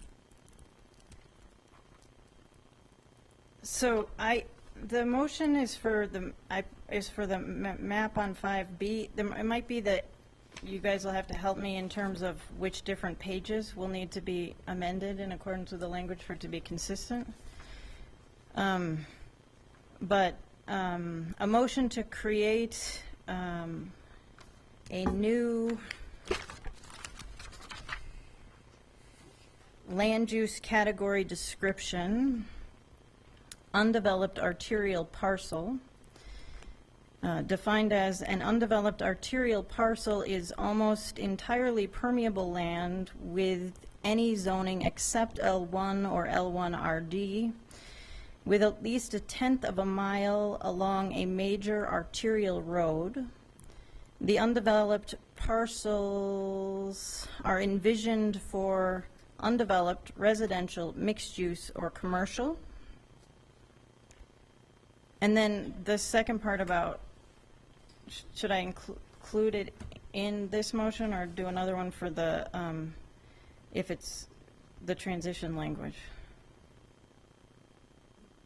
The maps? I think that's the first motion, and we need a second motion if Okay, that passes. I second that, Mayor. Okay, could you reread the motion, please?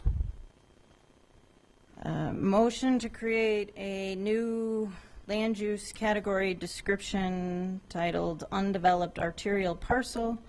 An undeveloped arterial parcel is almost entirely permeable land with any zoning except L1 or L1RD, with at least 1/10 of a mile along a major arterial road. The undeveloped parcels are envisioned for undeveloped residential, mixed use, or commercial. All right. Just a clarification that the zoning designation is LI or LIRD. Thank you. Rather than L1. Okay. All right, we have a motion, and it's seconded by Councilor Roybal. And again, I appreciate Councilor Shakti's spirit for making this motion, and especially appreciate her passion and conviction and sticking up for herself. But I'm just, for the reasons I've said, I'm just not able to support it. We really have no idea what road this is bringing us down, and this came up very late today, and I think it has potentially extremely broad implications across the city, and all we've really identified is a couple of parcels in Ward 3. So again, comprehensive plan is for the whole city of Lakewood, and it's not a zoning document, it's a guiding document. So I'll be voting against it. Any other have a motion, a second? I just wanted to add that, Shakti, I really appreciate your work on this too, but the other piece that bothers me about this is that property rights. The owner of the property is who has the rights, and I'm not sure that this is a safe motion. You could always bring it up another time after we've done some research to make sure, because again, this is a living, breathing document. We can make a change if we want to in the future, but it seems like for right now, I'm concerned about the property rights aspect of it. All right, please cast your votes. A yes vote's in favor of the amendment. A no vote is against the amendment. And the motion fails 3-10. The no votes are Murphy, Kellen, Johnson, Paul, Harrison, Quinn, and Coop. Next. Mr. Mayor, that's 3-7 for the record. 3-7, what'd I say? 3-10. It's late. Bonus votes. It's 3-7. It adds up to 10. My mistake. Thanks, Tim. More? No. Oh, okay. Thanks. Councilor Wickman. Okay, I move that we remove item I-GA7 subset C, and it's either on page 5-34 or on page 8-23. And what that item says is that we will complete the acquisition of the northwest corner of the Federal Center. And to the best of my knowledge, this council has not made a formal final decision that we are acquiring this property. So therefore, I don't think we want to be instructing our staff to be acting with that intent. I second that, Mayor. All right. We have a motion and a second, and again, the decision to acquire the Federal Center property will be made by City Council, not by staff and not by this particular document. Well, then it shouldn't be in the document then. All right.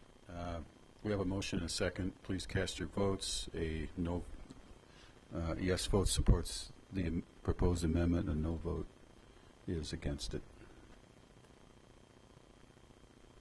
And I'm going to get it right this time because it's the same count, Tim. The motion fails 3-7. The no votes are Murphy, Shakti, Kellen, Paul, Harrison, Quinn, and Coop. Okay.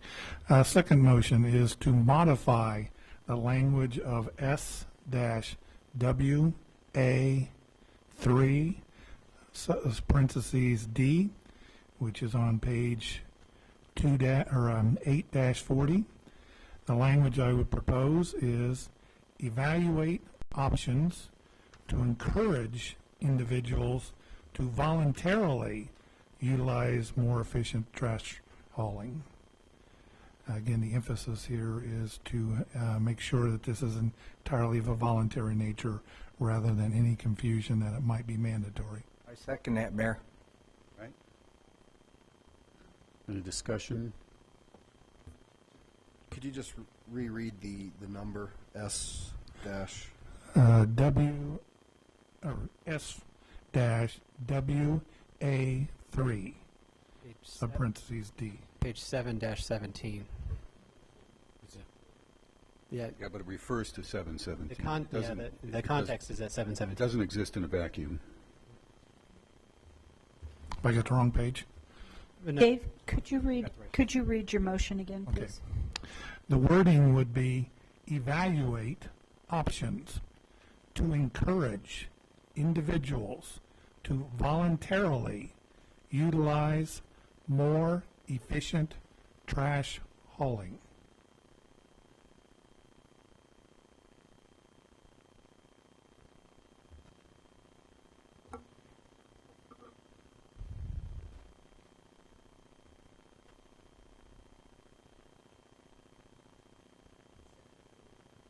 It's this 7-17.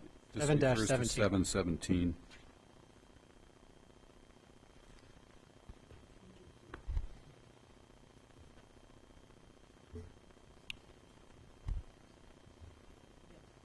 All right. Oh, I'm sorry. I got lights going on here. Councilor Kellen. All right. My issue with that is that residents can already do that anytime they want, and they can't really effectuate the overall efficiency of the overall trash system. I can do as many voluntary processes as I want to get rid of my trash. It isn't going to impact the fact that I have 5 trash trucks and 5 recycling trucks a week on my road. I don't think it gets to the point of this, which is to look at options to actually make the system efficient. And that has to be a community process, not an individual process. So I would oppose this motion. Councilor Shakti and then Councilor Quinn. I guess it doesn't make sense to me to limit ourselves when we're just looking at options. So. Councilor Quinn. It's already been said. Thank you. All right. We have a motion and a second. Please cast your votes. Becoming a pattern. It fails 3-7. The no votes are Murphy, Shakti, Kellen, Paul, Harrison, Quinn, and Coop. Next. Okay. I move that the comprehensive plan be amended to incorporate all the provisions and requirements of the existing neighborhood plans. I second that, Mayor. All right. We have a motion and a second. Please cast your votes.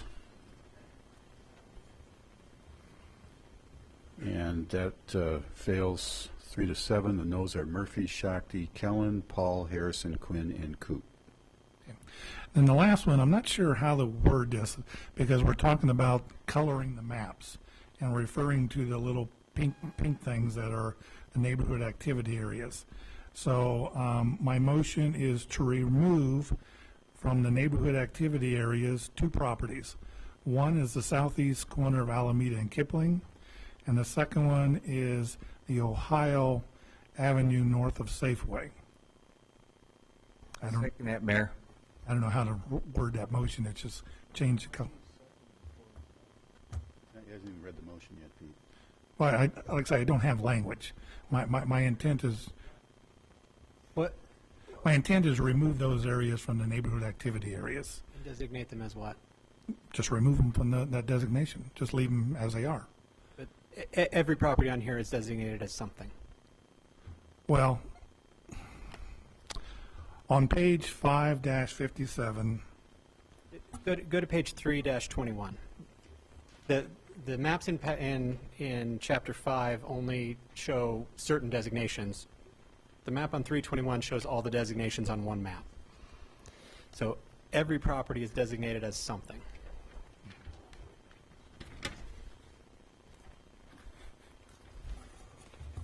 If I may, I think this goes to Councilor Shakti's earlier motion of carving out properties and changing to try to accommodate.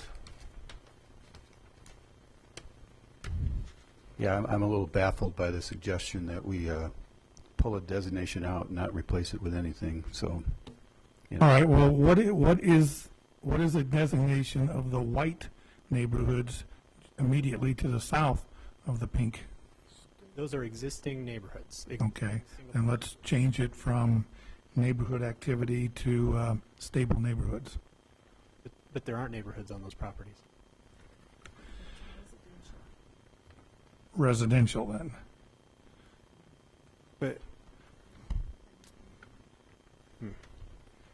So this map on 321 has identified all existing residential neighborhoods as existing residential neighborhoods, and it's given an activity area or growth area or industrial or some other designation to everything else. And these properties are in everything else. So I don't quite know how to get where you want to go.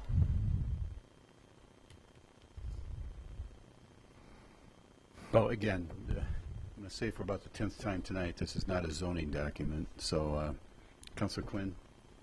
I call the question. All right, we have a motion and a second. Please cast your votes.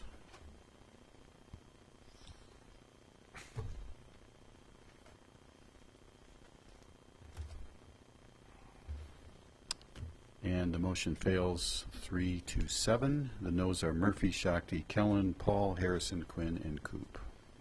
Okay, that's it for me. Councilor Shakti. Can I explain that vote? Yeah, of course. So that's similar to what I wanted to do. The difference is that it's calling out particular properties instead of using a broad principle, and so that's why I have a different vote. Oh, okay. Good. Thanks for the clarification. All right, so I would like to ask Councilor Harrison to make a motion to approve the resolution as amended. Right, there's a motion to approve the resolution on the floor, and now amendments have been made, so the vote would be on the motion as it has been amended. I don't think we need a new motion, in other words. Okay. Mayor Murphy, I move for the adoption of Resolution Resolution 2015-35 as amended.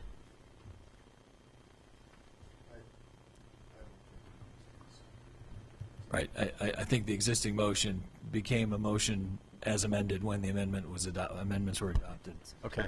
So I don't think a new motion would be necessary. Oh, all right. So we have a motion and a second on the floor for the comprehensive plan, which is Resolution 2015-35 as amended. Any further discussion? Please cast your votes. Oh, Shakti? Oh. Are you voting? I just want to say that even though I have reservations about the one aspect I've talked about, I am supporting the document in its entirety, and I think it's really exciting.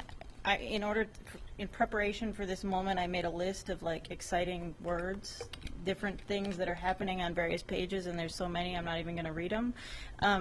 And in terms of is this pushing development?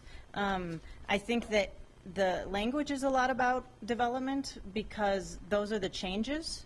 But in fact, if you look at the map, the understanding is that existing neighborhoods will stay as they are, and the map reflects that. So I'm totally behind this, except for the one part I'm not, but I'm still voting for it. That's funny. Councilor Johnson. Thank you. This comprehensive plan is actually very well crafted, and the amendments that Councilor Paul added make it a better document. I know that it's taken an awful lot of time and a lot of work. I still have the very same concerns about the direction that it's taking us in high density, because truly that is mentioned 15, 20 times in here that we are pushing in that direction. Development's going to happen. I understand that. I just feel like it needs to be done reasonably and responsibly. And when I see what's going on West 14th, and frankly, the situation on West 10th, I've got reservations the way that we're doing business. But I want to say the document is better, and I appreciate that. Councillor Paul? And then Councillor Quinn. I just want to thank staff and the citizens who spent over the last year working on this and bringing this to fruition. So good work. It's a good document. The neighborhood associations who brought most of those amendments tonight, thank you for your thoughtful work on this and working together. We're moving forward for the next 10 or 15 years, and that's the most important part. So I support this. There's a lot of good in it. Perfect? Probably not. But we're limited to perfection, but we'll keep working on it and move forward. So thank you. Councillor Quinn. Thank you. I just wanted to express my appreciation for the tremendous effort that went into this by staff, the community advisory group. They met 17 times, I know, and really did a tremendous job. And the open houses were all very well done as well. Every opportunity for people to come in and comment. 2 evening open houses, 1 walk-in for 6 hours, I mean, all day. It was really fantastic that, you know, people who couldn't make it in the evening had the option of coming during the day. And I just wanted to point, and there are a lot of great things about this plan, but just one thing very briefly I wanted to mention in a specific section because I think it's so important, and that's under transportation, multimodal transportation.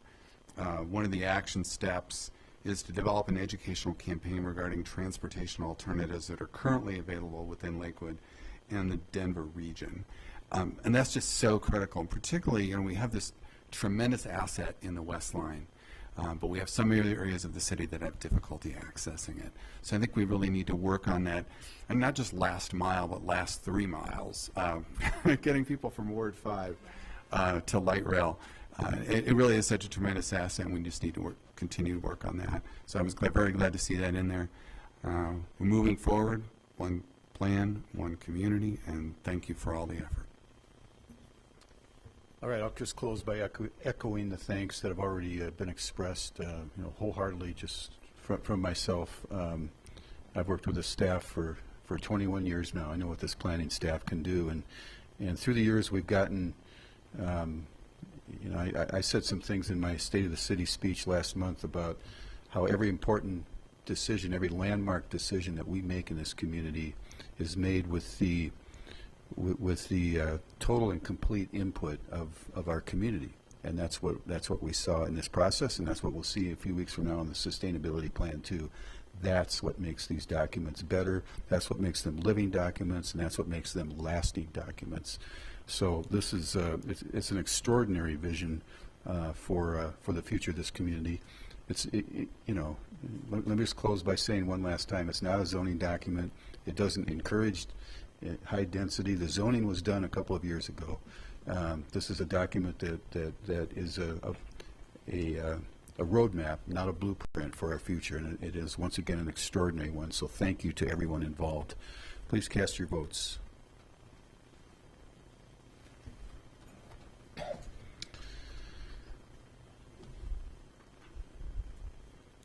And the resolution passes 7-3. The noes are Johnson, Wickman, and Roybal. All right. Any executive report, Ms. Nealon? No. All right. On to council reports. We will not have a study session next Monday night. There's nothing on the agenda. Councilor Paul? No reports.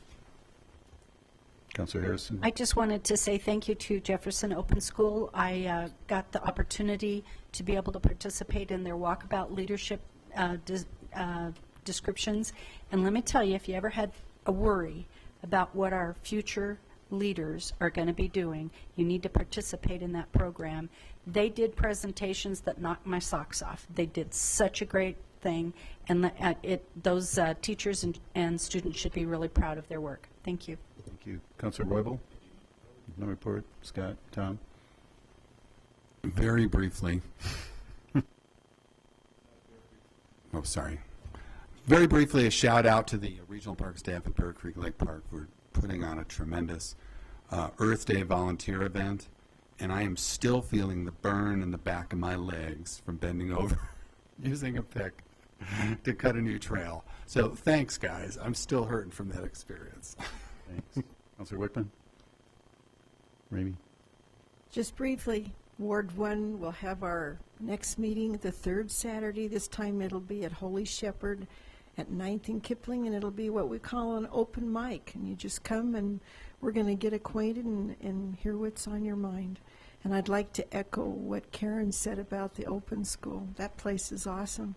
Frankly, I think the traditional schools could learn a lesson from some of the things they're doing there.